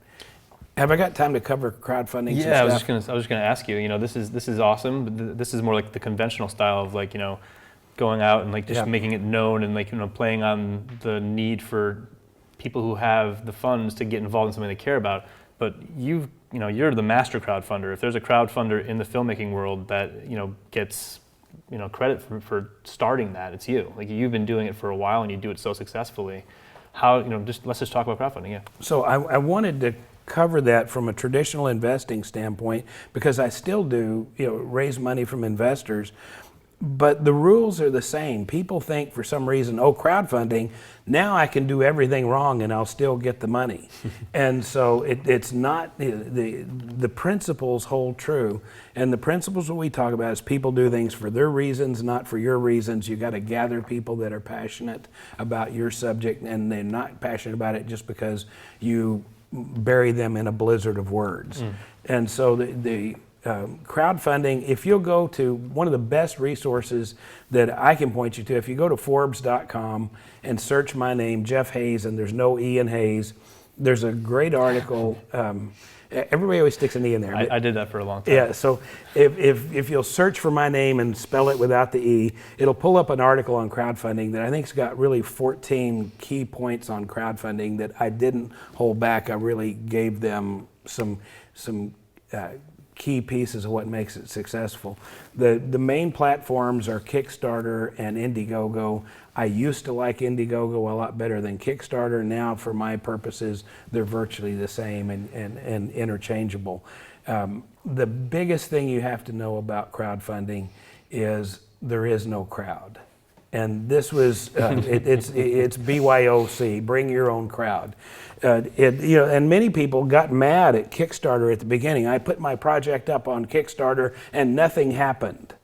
And this is equivalent of building a website and saying, and then nobody came, the internet doesn't work. Well, it works okay for Amazon. Google's doing okay. So the key is you've got to identify your crowd. And so that means before you do this, who is it that's already doing business with people that have people that are interested in what I'm doing? In the example of chiropractors, I knew where to find chiropractors. Then you have to build it in such a way that they share it. And all the share tools are built into the crowdfunding campaign. But if you have a project that doesn't have an audience that cares about it, it's not going to be successful in raising money from investors directly, and it won't be successful on crowdfunding either. The other huge mistake that I see new people make with crowdfunding is that they pitch it as a help me instead of as a join me. And I feel so bad when I see these videos and please help me get this. I watched one where a guy wanted to go on a mission to West Africa, and it was this urgent plea. This has always been my dream. I really want to serve in West Africa. Please do that. And what he's not paying attention to is the people you're talking to have their own dreams, their own desire, their missions that they would like to serve. And so this is not about please help me do what I want. And so we use the term epic mission. An epic mission, and this informs your copy, it informs the video you put on the crowdfunding page. What I want to do is to create something so big, so epic, so magnificent, that the only way this is going to work is if we do it together. And if you join me, together we can do this. So now it's not this guy and I'm the poor guy with my tin cup out, please help me, Nick. Instead, it's Nick, Pedram. Let's go. You know what we can do if we do this together? And so that mentality, I swear, is worth tens of thousands or hundreds of thousands. If you'll just think through that, how do I convert my project not into something I'm doing that you as an observer can kick a quarter into the can, but how do I convert my project into an epic, life-changing, important mission that you can join me in, and together we can do this. Even goes back to, you remember an early crowdfunding campaign, there was a YouTube sent out about a grandmother who was being abused. She drove a school bus and she was being abused by the kids on the bus. And somebody put up an Indiegogo page, join me and let's send this grandmother on a vacation. And what did it raise? Like It was insane. It may have been, It was millions. I thought it was 750,000. It was, That's a hell of a vacation. join me in sending this, but people felt good about doing it, but it wasn't, this is my grandmother and I want to send her, all of a sudden you shifted out of that selfish mode and into this group mode. That attracts people, that can pull people in. So I don't want to oversell this, but I can't undersell it. If you'll take just that piece and consider every part of a Kickstarter, from your rewards to every piece of it, through that lens, the odds of you succeeding go up by orders of magnitude. The other, and I'll stop with this, the other mistake that I see people make, you can have a crowdfunding campaign up to 60 days. Don't do that. That doesn't give a clock ticking enough. I do my campaigns on Indiegogo and I make them 30 or 31 days. And then when I get to day 30, we contact Indiegogo and they will extend the campaign up to a total of 60 days. So they'll add 29 days. What that gives me is two endings to the campaign, because when you do a crowdfunding campaign, it'll take off at the start, then it dives down, and then you have a valley, and then at the end, people that have been thinking about it will come in. But now you get two kicks at that can by setting it up. If you set it up on 60 days, then the long lean period where not much is happening lasts a long time. there's a ton more stuff that I covered in the course, but like literally you could take that piece right there and Take it to the bank, literally. Well, we also just added a module on sponsorships and how to place tasteful sponsorship into it so that you can get the thing funded on the front end. Yeah. I'm currently working with a lot of very big companies, and so now it's like, what happened to start as like, if I could get 15 grand to get this thing going, now it's like millions of dollars, because if you understand how to play the game, there's plenty of people that want to kind of come in and play with you. So we'll talk about sponsorship in the thing. I know we're out of time, and I want to really kind of explain what this course is now, because it's not for everybody, and we're doing an application process. We are not interested in wasting our time or anyone else's time. We're all busy filmmakers.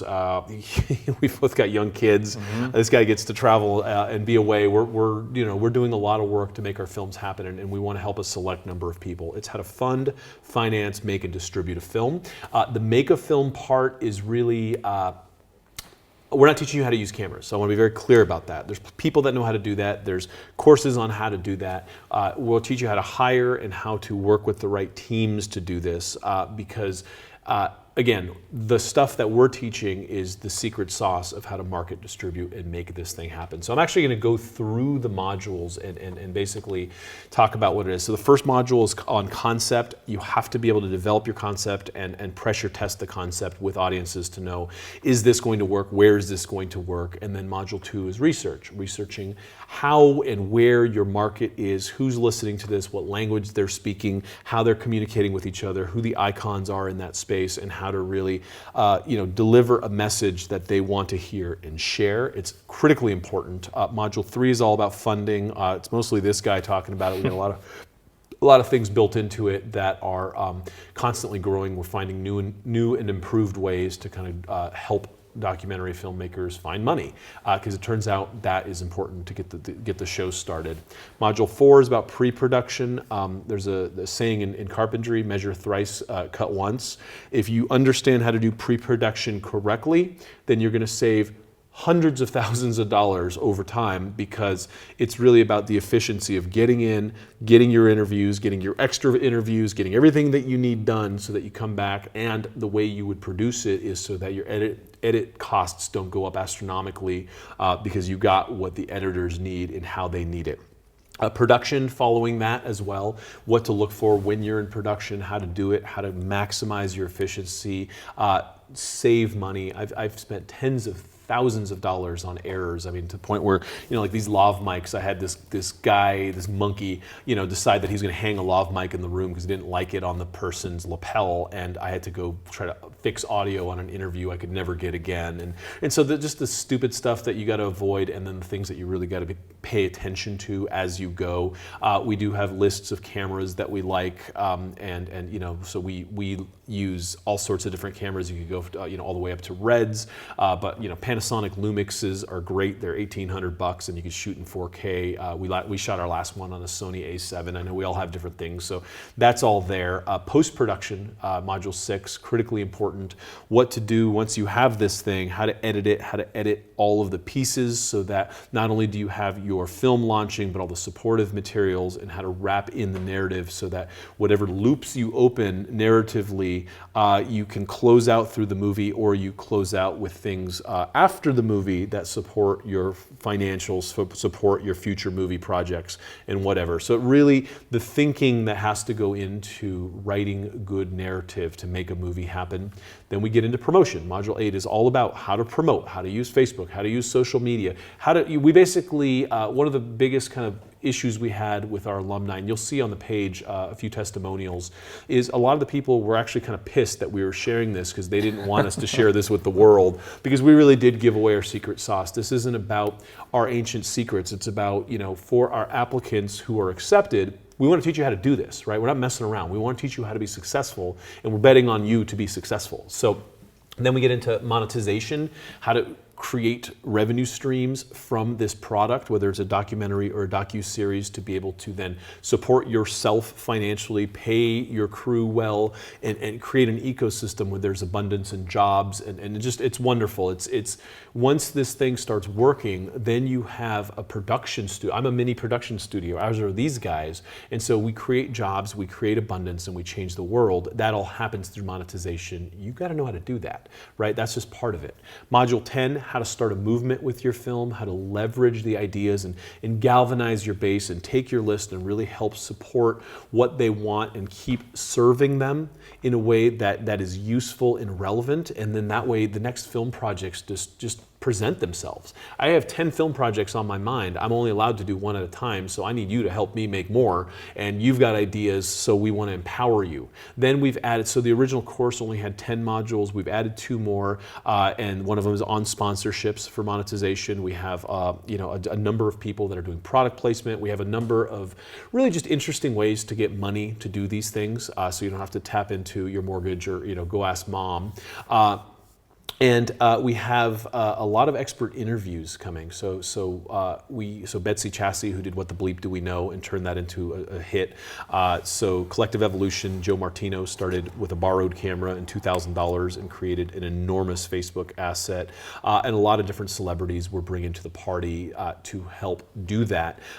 It's important, it's critical. We're also going to put in some of the legal considerations that you need in there. And the course continues to grow. Did I miss anything in that? No, I mean, I think that, one thing that was really powerful for me, and I think to all of us, was, like we said, the community of filmmakers that has kind of come together around the Academy. There's 75 students now, who are all supporting one another. That's just like this intangible, amazing opportunity for someone who wants to be involved with people who are doing the good work. I mean, when I first started making films, we talked about this, like there was nothing like this. There's, you try to get books to kind of figure out how to distribute your film. You pick up books to try to figure out financing. And these are all like outdated 1970s texts on like, how to point a camera and set up lighting the right way. But there's nothing like this where you can actually be, interacting with not only us, but also with other filmmakers, who are doing really, really good work and want to support each other. I mean, the amount of support that the alumni give each other is pretty incredible.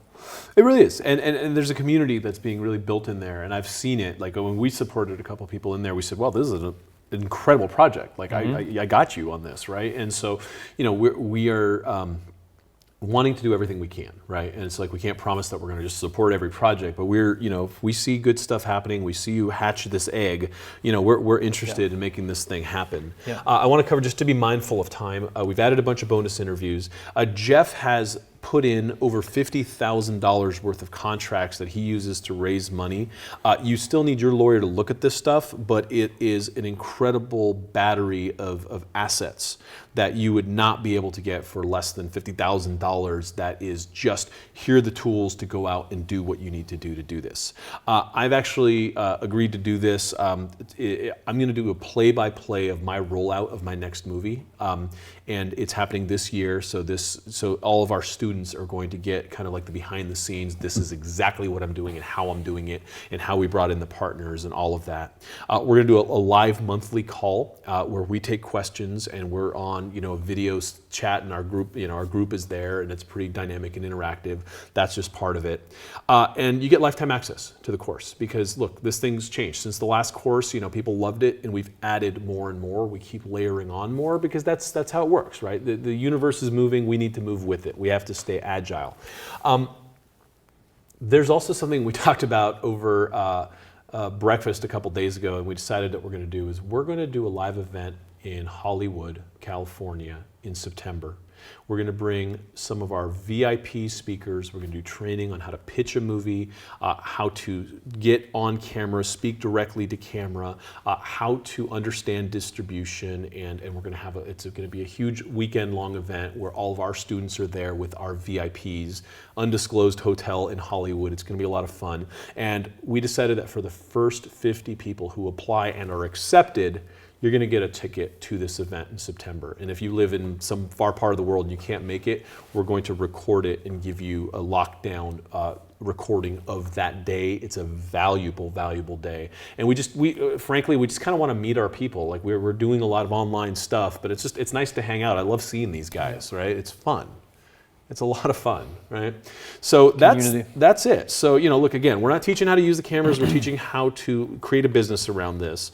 My first movie made my second movie possible, and now my third movie is possible. And so the moral of the story is, if we accept you into the academy, you're now family. Like we're here to take care of you. You're part of this movement, and there's only so many movies we can make individually, but together we can really start to change the world. And this was our, originally our joke at the cabana at the pool was we have this Rebel Alliance, but we're really starting to kick up some dust and create media that matters and movies that matter so that we can change the world and really set the tone of the narrative of where we want this to go. I mean, we've got young children, he's got grandchildren, and so, you got to throw your hat in the ring. You got to be a part of it.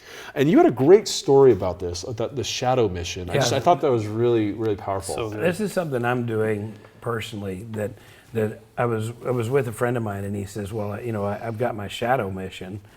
And I'm like, what is a shadow mission? He goes, well, you know about the shadow, right? And I'm like, yeah. And he said, well, I was at a men's group in June, and they had us write out our mission. So he wrote out his mission, and he wants to end the war on drugs. He wants to get men out of prison. He has all these things that he wants to do. And I'm used to mission statement. I have a mission statement for this year. Well, he said, my shadow mission is I create a world of murder, rape, and I've forgotten the third one, by my silence and my excuses. And so the shadow mission is what happens in the world if you don't do what you're called to do. So I'm taking this serious. You're going to see me in the next year. I'm going to make an Academy Award nominated film. I'm structuring it from the ground up. When you hear the people involved, you'll know, and it started with buying the right property, but I'm doing that because I have a mission. I'm declaring war on the war on drugs. I'm right now writing my shadow mission of, okay, if I don't fulfill my calling, what happens? What's the world? I create a world of blank, blank, blank by my procrastination, my laziness, all the things that I do. If you have a calling, if you're supposed to be getting your message out, and not everybody does, but if that's you and you know it, you know right now what I'm saying, write out, okay, if I don't do this, what happens? Use the resources that we talked here today. Use the course if you want to be a part of it. We will stand beside you and help you. If you get accepted, there are no better allies in the world than these two guys right here. And I'm serious. I would have probably moved on to something else if it wasn't for this way of doing this. So if this is you, you already know who you are. Compute what happens if you don't do what you're supposed to do. I love that. That's really powerful. We don't think in those terms, really, right? What happens if you don't act? Yeah. What happens if you don't act? So if you want to be part of our community and you think that this is a fit, scroll down below. There's an apply button. There's a bunch of testimonials from some of our awesome alumni too to check out. We'd love to hear from you for sure.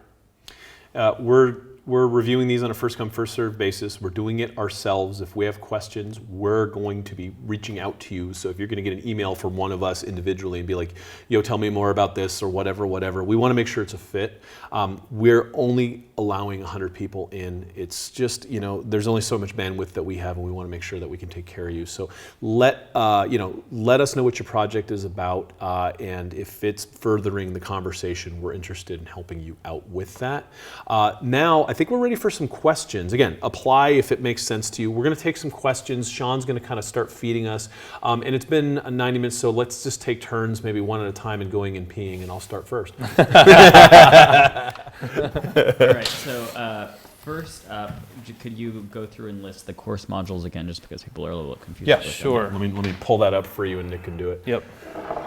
Boom, boom, boom, boom, boom. Okay, those 10 right there. Actually, I could do it right here because it's on that page. Nice. Boom. Let's do it. So the first module is concept. Second module is research. You put this over here. Third module is on funding. That's Jeff Hayes giving you, I don't even know how many lessons are in there, so many. Pre-production is the next one. Production, promotion, distribution, monetization, how to start a movement with your film, and how to create a docuseries is one of the new ones, and finding sponsors is another one of the new ones. And we'll, like Pedram said, we're adding more. This is a living academy. We're adding more as things evolve and things change. Great. And then next one. So how do you make money if you give it away for free? And then do you prefer Kickstarter or GoFundMe?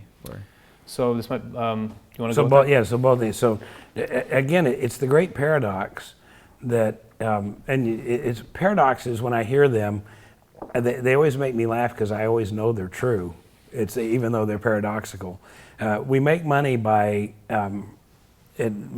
showing and attracting people to see something, and then as they're there watching it, a certain percentage of them decide to buy and order it. They go, oh, this is good. I don't want to watch it on my computer anymore. I want to watch it on my television. I want to watch it, or I just want to own it. An example I use is if you've ever gone to Hawaii and taken the helicopter tour around the island and they're flying you through the valley and they go, and by the way, we're filming this and you can buy your own copy of this very trip. This trip they're on right now has my voice talking to you, and you can buy this. And I'm like, heck yes, I want to buy this. I got off the helicopter. I'll take my DVD, and and you picture, man, my wife and I, we're going to watch this every day. I never looked at it again ever. What I wanted to capture was that feeling that I felt. I think maybe that's what's happening, but anyway, a certain number of people purchase, and we make it easy for them to do. So on the page where they're watching the free movie, below the fold is an offer to buy the DVD and a transcript book, or buy a combination of the two. And so you have basically 3 offers below there where people, a certain percentage, scroll down. In the campaign that I just finished, out of every 18 people who registered to see the series, 1 person bought, which, It's incredible. These incredible numbers. It's incredible. What is that? 6% of everybody who registered to see it bought. So that part. And then I'm not a fan of GoFundMe. That's more charity type stuff. So Kickstarter or Indiegogo are better for raising money for films, in my opinion. Great.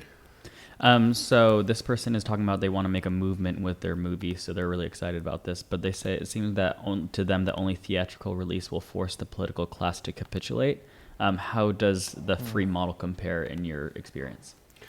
I think that the theatrical release is a gate-guarded model. Look, I'm doing 35 theaters opening in August, so it's like I think the 4-wall model makes sense. But what won the last 2 elections for both Obama and Trump was the internet. Yep. So I think that that ship has sailed. Everyone understands that it's data-driven web media that's calling the shots, and so that's just the future. Theatrical is expensive. It's a night out with honey. That's fine. I get it. But if I want to see something, I want to be able to just watch it on my phone while I'm on an Uber. There's a lot of ways that people consume media now that's absolutely fundamentally different than the 4-wall model. I think you use both, and like I said, I got 35 theaters and we're going to do this whole thing, but that's a small part of my overall strategy. I don't know if you guys have any other... No, I think there's physical limitations. I mean, the idea of doing it the way that we do it, eliminates all the restrictions for access. And what you're doing, I'm sure, is tied into something that has to do with online social, where you're doing that, but it's going to give you some cred. It's going to give you some you're going to be filming that, and it's going to be creating more momentum for the main engine, which is online. Every event has a question and answer. We're creating a resource kit for every single one of those, and there's going to be a Facebook Live in every one of those towns with our handles and our hashtags simultaneously broadcasting, setting a fire. Yep. Right. So for me, it's just about creating a lot of social buzz in a room, more so than being in the room and saying, "Look at me, I made a movie." Yep. Well, if you look at where documentaries are generally shown, it's in an art house, and your town has a couple of them or one of them, and they're not the big cool theaters where the theater I go to now, every seat's a recliner full. It's like this is They bring beer. This is not where you're seeing documentaries. So the reach on the web, not only can I reach more people to create a movement, but the ease of sharing, those tools are built in. Whereas, if you do something, if you're taking on like a political infrastructure, the web is your most powerful tool.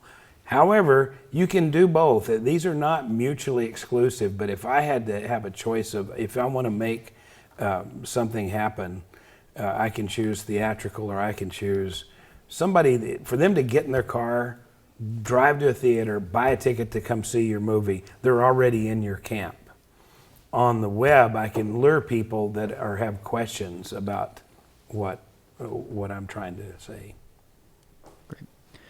So then let's talk about distribution. Have you guys is there any free distribution system that you guys have worked with, or any distribution models that you guys are your favorites or anything like that?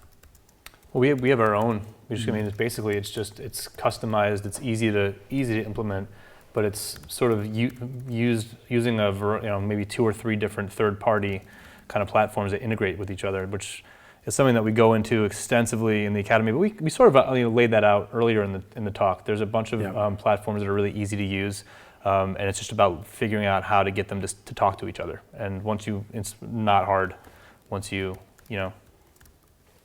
figure it out. And then how does one legally and practically protect their artistic content when it's out there for free?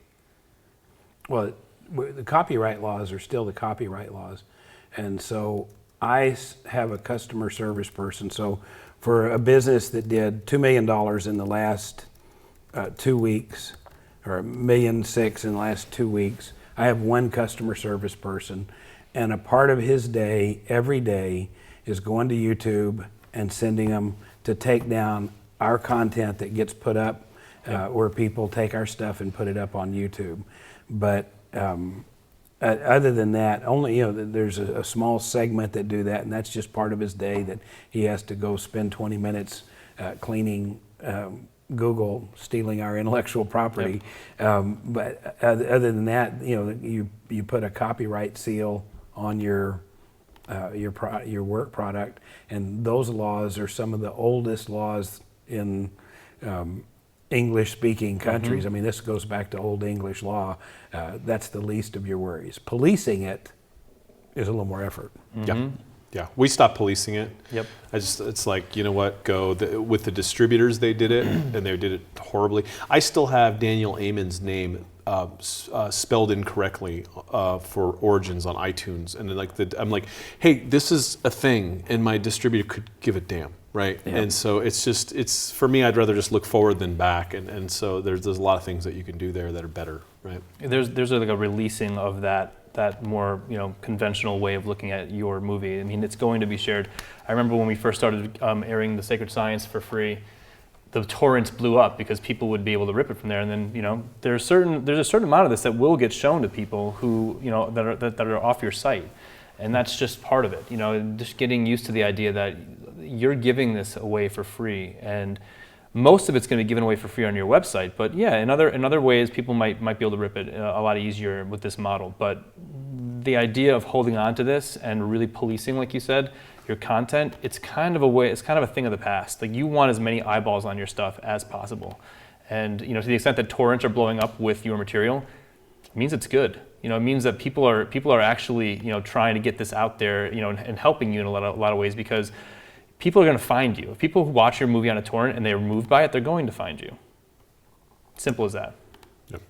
How many questions? I know that there was a bunch of people. I was just checking the email thread. I know that the chat room got full, so we got a bunch of emails sent in too. Have you been getting those? We'll try to jam through them just because I want to be respectful of people's time. Yep. There's a lot I saw in there. Yeah, so I got a few that were sent to Nick. If they're sent through other means, then no. But I'm mixing them in. So if anybody has any that haven't been answered in the thread as well, just feel free to re-ask them. So this the Movie Maker Academy is specifically for documentaries. There's a bit of questioning on that. So is there reasoning why only documentaries, or is this a model that doesn't work for other types of film that you've seen? You could use it for any kind of film. Docu-series. This guy just crushed it on a docu-series. It worked just fine. One of our alumni, two of our alumni from last year, released scripted films. Yeah. She dances with the stars. She walks with the stars. Mm-hmm. Yeah, so it's all kinds of films. It's really about breaking out of the distribution model and taking any genre to a distributed model. I saw someone in a chat thread talking about, why don't you do this on what's the platform Bitcoin lives on? I don't know. I know the word, but it's one of those things where if you understand that the internet now is your broadcast network, and you understand how to find affinity audiences and you could do that for any title, any project, any type of movie. Go get it. Yep. And then what would be, besides applying, but what would be the step one for getting your movie created, I guess, in your guys' eyes? I would start with research, right? Figure out who's there, who this movie's for, and all that. Facebook audience insights. I'm telling you, I dropped it before, Huge. but that's free, and that's going to give you a lot of data. And then from there, it's just like any kind of research. That'll give you your first 100 points of more research, and then you just trees out from there. You'd be surprised. I mean, there's all this stuff that happened this election with big data. You'd be surprised how much Facebook already knows about people. Or not surprised. Yeah. It's ridiculous. Control it all. But you're like, okay, look, this is what they like. This is where they spend their money. This is what they click on. This is what they're interested in. And so, look, you could just say, okay, well, that's Big Brother. It's like, well, this is the technology that Big Brother is using to turn the world into dark areas. So the good people of the world need to understand how to use the Force. It's the Force, right? Like, you just have to understand how to use data to then position your arguments in front of the people that are then going to get galvanized as your base to go do what you ask of them to do. And then where do you think where's the maximum impact of your guys' movies? Like, where do you think you make the most impact in people's lives? I think that's an individual question. So, you want to start first? Sure. Obviously it depends on the genre of your film, but I think in a more general way, I think the impact of all of our films is making people realize that they're part of a community. I mean, I think people who who make films and do what we do the right way, they inspire their viewers and make their viewers realize that they're part of something. They thought they were just watching a movie for free, but now all of a sudden they're part of a tribe. If you do this right, people are going to be really, really excited about the fact that they're part of an ongoing conversation. So that's something that I think we do really well with the Sacred Science. It's something that these guys do really well with their projects, is just, it's almost like this secondary gain of watching your movie, is people are like, wait a second, so I watched that and now all of a sudden, like, I'm plugged in and, I can get more information about this thing that I was passionate about. Yeah.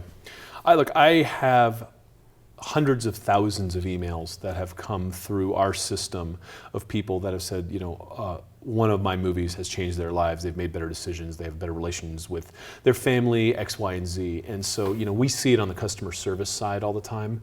And we see it, kind of being invited into having a bigger and bigger voice. What happens is, I've been on the Today Show. I've been on Dr. Oz. I've been featured in a bunch of newspapers and magazines. And all this is because the media is just as confused. Everyone's just trying to look at where everyone else is looking, right? Mm-hmm. And so if you have people looking at you, then you obviously have something to say. And so it's about developing a voice and then having a trusted voice to then carry that forward with integrity, to then be supportive of your audience and also to be a spokesperson for your audience and have a two-way kind of communication feedback with that audience, right? And so for me, that's the biggest pivot. And look, we have people in the third world who are making films on their cell phones that are able to distribute and get it out there. This isn't an elitist thing. It does cost money to make a movie, right? It does cost money to make a movie, and it costs money. Someone right now says, "Hey, well, why is the course $3,000. Why is a movie $150,000? I don't make the rules. Like we're here to support filmmakers that are serious. So if you can't understand why a course is $3,000, this isn't the course for you. Don't make a movie, right? That's the point. Is we're here to help. Don't make a movie. Don't make Pedro mad. Don't make me mad. Yeah. No, I get really pissed at the scarcity consciousness. If you can't understand that the value of teaching you everything to do to save time and money is going to take quantum leaps in getting you ahead, you've missed the whole point. This is not for you. Tune out. You're done, right? But if you want to make a movie and you want to support the world and you want to get help in doing that, you have to understand that there's this thing called money. I didn't make the rules. Like I have mortgage, I have kids to feed, and those things cost money. So now I'm in an economy, and in that economy, as a player, I need to generate money and then produce value, and that circuit is what really brings abundance and brings things to happen. And so that to me is one of the biggest pieces and points to all this. And sorry, we were talking about like what your movie did. I just said when I see the chat thread, when I see scarcity consciousness, I'm done. Yeah, totally. I don't like it. Watch out. It's interesting. I'll bite you. And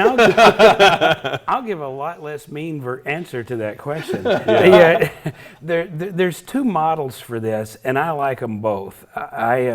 There's this new deal called Masterclass, and I think they're mostly $99, and they have Werner Herzog, is that his name? Werner teaching, Herzog, teaching how to make film in a class, and it's $99. They have Aaron Sorkin, who's my favorite writer. I mean, the guy I think is the single best television writer, maybe the best television and movie writer that I've ever been exposed to. I love Sorkin. $99, you can take a class from this guy. But in both cases, they spent a day and spent a few hours and record. And so when I take, and I'm going to take both of those classes, and when I do, I'm not going to expect to be able to write a script after watching a $99 class with Aaron Sorkin. Mm-hmm. What we created in this, we literally spent hundreds of hours doing, and it's not anything, it's like, I was so blown away when I saw it because this was Pedram's vision, and I just normally am not able to work that hard and pull that much content out of me. And Nick, you and I sleeping, like I would lose sleep over it. It's like, what if I can't think of anything? And then we'd start talking, and it's like, okay, wait a minute. I've raised $100 million. I've got this. There's stuff. We delivered so much value, but it took weeks in this room where at one point there was a camera in here, there was a camera down the hall, and a camera upstairs, and all three of us were recording 10 hours a day, round the clock in individual rooms. And so the objective was to not create a $99 course, which I've said I like. I mean, that's a great model, and we ought to do something like that for an intro. But this was to create something that if somebody really does want to get in this and treat it as a business and launch a movement, everything you need is in there. So the reason it's $3,000 is because we wanted to make it affordable. It really should be $5,000 or $10,000 is my less angry Sorry, okay, we're not going to feed any more trolls, and if you're trolls, go away. Please, let's go to real questions. Yeah, Great. Stop feeding the trolls. Yeah. Sorry, someone asked, are there chances subdued if they have no previous film or activism involvement at all? No, we were just talking about that. That's where we all are. The idea, Yeah, that's how we started. I started as I was a real estate investor before I started. I mean, that was just what I did, and then I got moved to make a film, and I didn't know, how to do any of this stuff. I mean, I didn't know what any of this stuff was about. I had to learn, School of Hard Knocks, Collective Hard Knocks here. We're talking about decades of hard knocks to figure out how to do this the right way. It's totally cool. If you're starting off and you've never used a camera before, you have no idea how to make a documentary, there's resources here that will show you everything you need to know. And, like we said before, this is a tribe. You'll have access to us. We can walk through this together. So is there any advice on how to get past entities that would prefer to keep your honest film and information product from being seen? Kind of like if you're doing a movie against Big Pharma and Big Pharma tries to, stop you. Is there any advice for that? Or The freedom of speech is still a thing, right? And so the internet allows you to do things. So you go into Reddit, go into Facebook, go into places.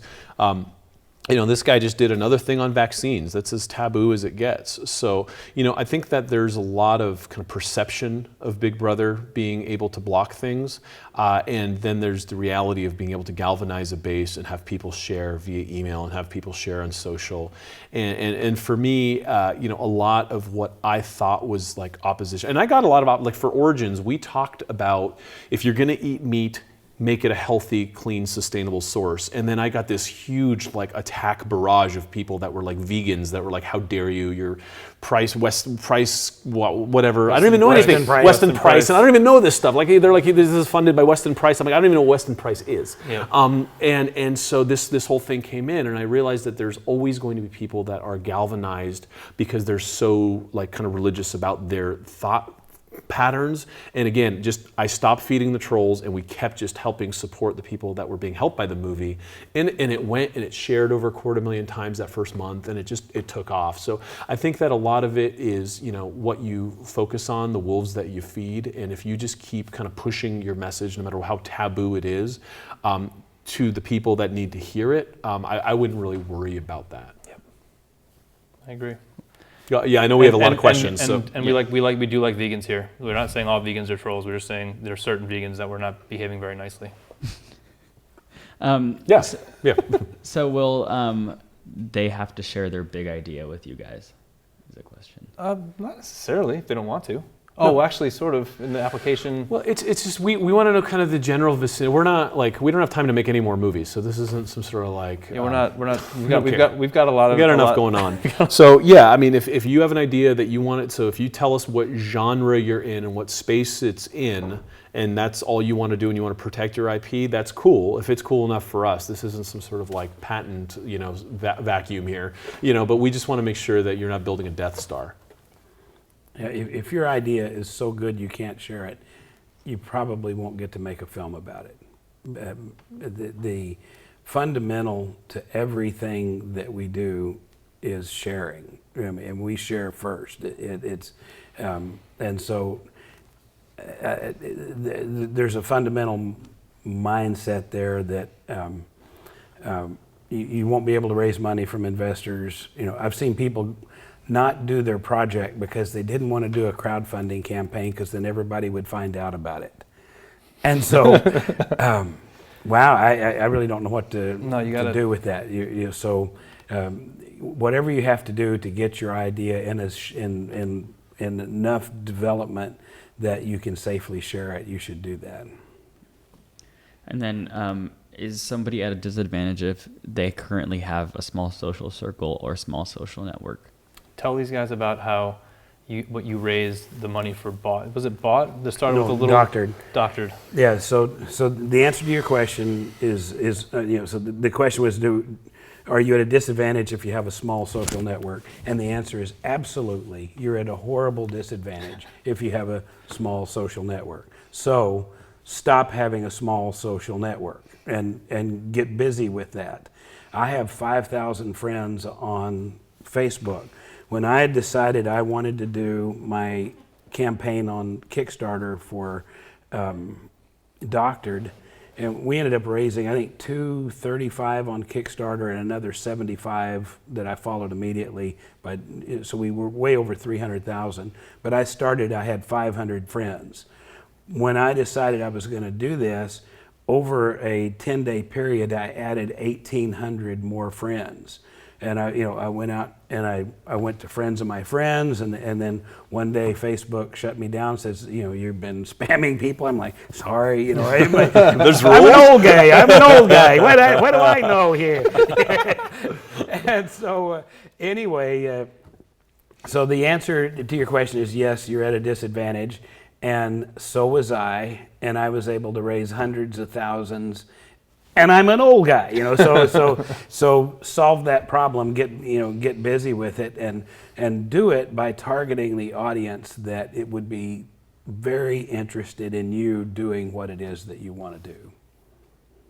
Yeah, I mean, I have nothing else to add to No. that. Like, you just build, buy, or rely, Yep. right? So if you don't have it and you haven't built it yet, you start building it.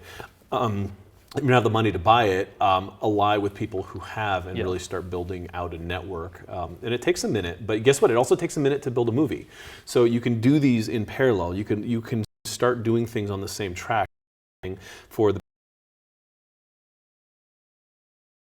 It's like you're 2 or 3 conversations away from meeting someone who has a very large community. What if you bumped into somebody like Jeff Pedramari or the many people who have large mailing lists and large Facebook communities? Well, if they resonate with your project, then you have access. You might as well have access, to that yourself. Now they're going to use that community to back your work. So it's not this linear thing where you need to now go hustle on Facebook or go hustle and start writing blog posts. Can solve that really quickly. You find 4 or 5 of the right partners, then you now might have access to 1 million people right then and there. So you got to hustle a little bit, but there's a lot of ways to do this. And can I answer a question that my friend Rick Bennett, who wanted to know what book did I license, it's called Chasing the Scream by Johan Hari, Chasing the Scream, the First Days in the War on Drugs. And yes, I could have emailed you back, but I just think that's cool that we could do this. Little shout out. Exactly. Go Rick Bennett. All right. So will you consider supporting someone even if they don't have the funds to do the film? We've dealt with this a lot in the past. There's a lot of people who can't afford to do a film. What we want to do is, listen to what we did here and start building and galvanizing your base and building infrastructure to do it. We have been known to do, basically like what's the right word, scholarships at times, but it's just very hard because if money is in the way, we don't want to get in the way, but at the same time, like a lot of this stuff just costs money, right? It just costs money to make a movie, and so you could go ahead and apply, but we don't have a per se scholarship program. We might do a work study program, but you really have to be passionate and you have to work to this. And finding money isn't hard when you have clarity. That's the thing. It's a chicken and egg argument. Once you have clarity on a model for this and you can tie those things together, the money ends up showing up. Yeah, and I want to make sure we answer the right question there.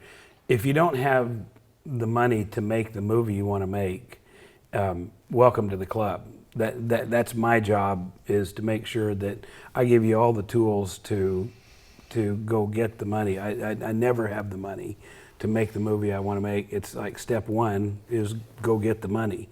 But in the application process, if it becomes obvious to us that you're not going to be able to use the tools to do what we've done, then there's no reason for us to and as a favor to you, to have you in the program and set you up to fail.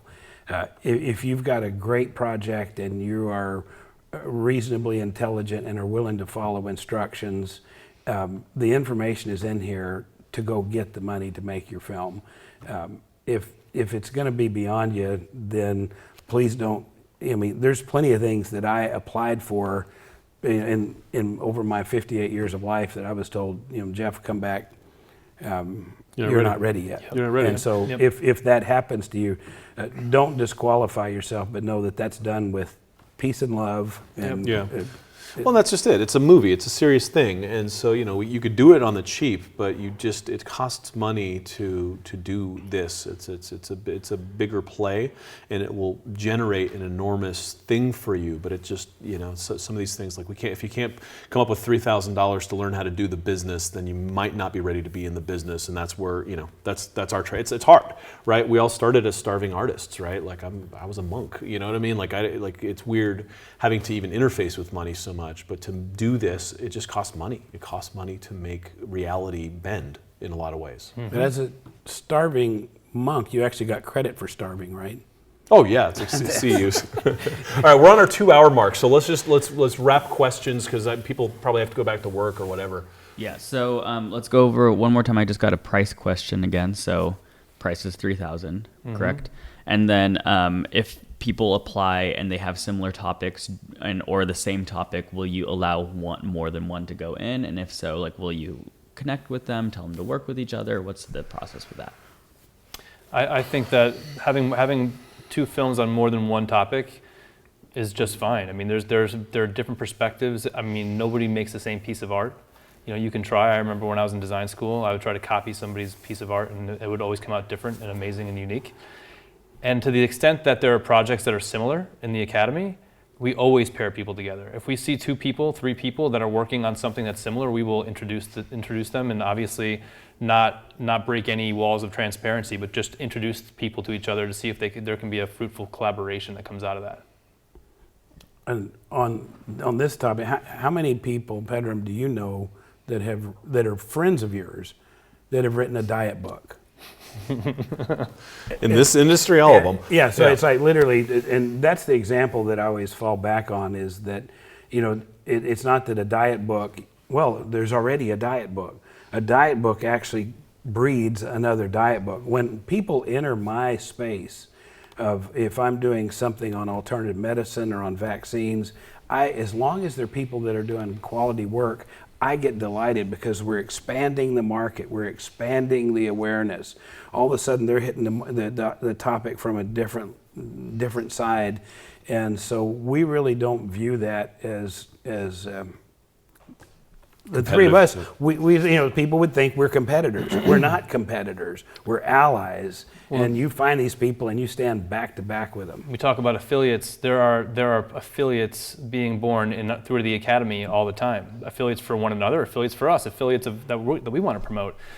People who have messages, have communities that have some synergy. You know, they're sprouting up within this structure, and you know, there's no competition. It's all harmonious. It's all, you know, it's the way the earth works. It's the way, you know, the way, like you said last night. This is just the way nature works. If you go with nature, everything flows. And you know, to the extent that there are 3 people who have similar projects, they're going to know each other. Great. Yeah, we'll just keep jamming through these. Yeah, We get so to we have only a couple more. So how long, if you just go from end to end, how long does the course take to get through? 12 weeks, 12 modules, but we have a live monthly call where we answer questions, and that just goes into perpetuity, and we're going to open new courses, and then you have access for life. Sorry, I'm looking at you, or should we look in there?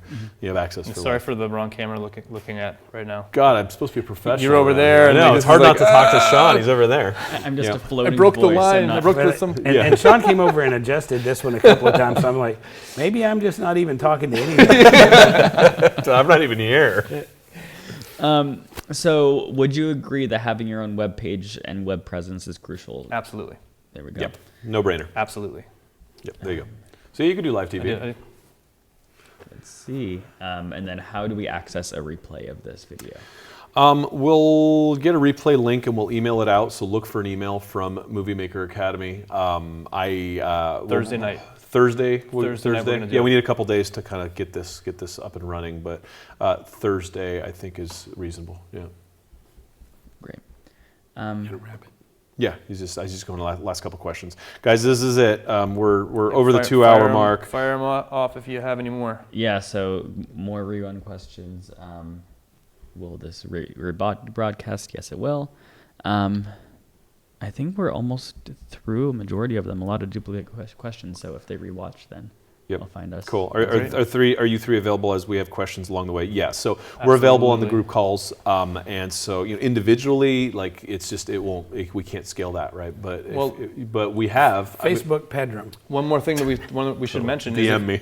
if you make a film in our academy, if you use the academy and through it, and even if you have them before, after you're done with the academy, if you have a film that needs to be looked at and you want some advice, we offer, what is it, a 1 or 2 hour consult with But if you've made a film and it's ready to go, we have a 1 hour with one of us, and we will sit there and do it. And we've done it for a number of our graduates Yep. already. We just there's too many people that are in the works trying to make it. But if you complete it, then we'll spend an hour say, okay, look, here's how you work, here's how you Yep. distribute. And someone asked the question, hey, will you guys will you guys, send emails for us once we're in? And there's no guarantee of that. Like, we're not here to say, because we have millions and millions of people in our networks collectively, and that would be great. But we're not going to guarantee that because that's a slippery slope with 100 students. But I supported 2 of them already. It's been right? known to happen. It's been known to happen. If right? it's good and it's relevant to our communities, now that's not just because we're documentary filmmakers, but if you make a film that's relevant to our communities, then yeah, I mean, and also matching people up with other potential affiliates that we might know, that happens sometimes too. Yeah, so we'll help you as much as we can. Any other questions, you can email them to support@moviemakeracademy.com. You guys have been great. This is 2 hours of really quality conversation. Listen, we live this, we breathe this. Like when these cameras go off, we're still talking about filmmaking at lunch. Like we just love this, it's what we do. And so if this makes sense for you, come do it with us. The first 50 people that apply and are accepted get a free ticket to the event. The tickets are $1,500. After that, and the event is in September in Hollywood, California. Other than that, I mean, look, we've talked about this thing. So if this makes sense to you, we'd love to have you apply. If it's a fit, you're part of the family, and we go from there. Yeah? Yeah. All right, signing off. Thank you. See ya. Thank you, everyone.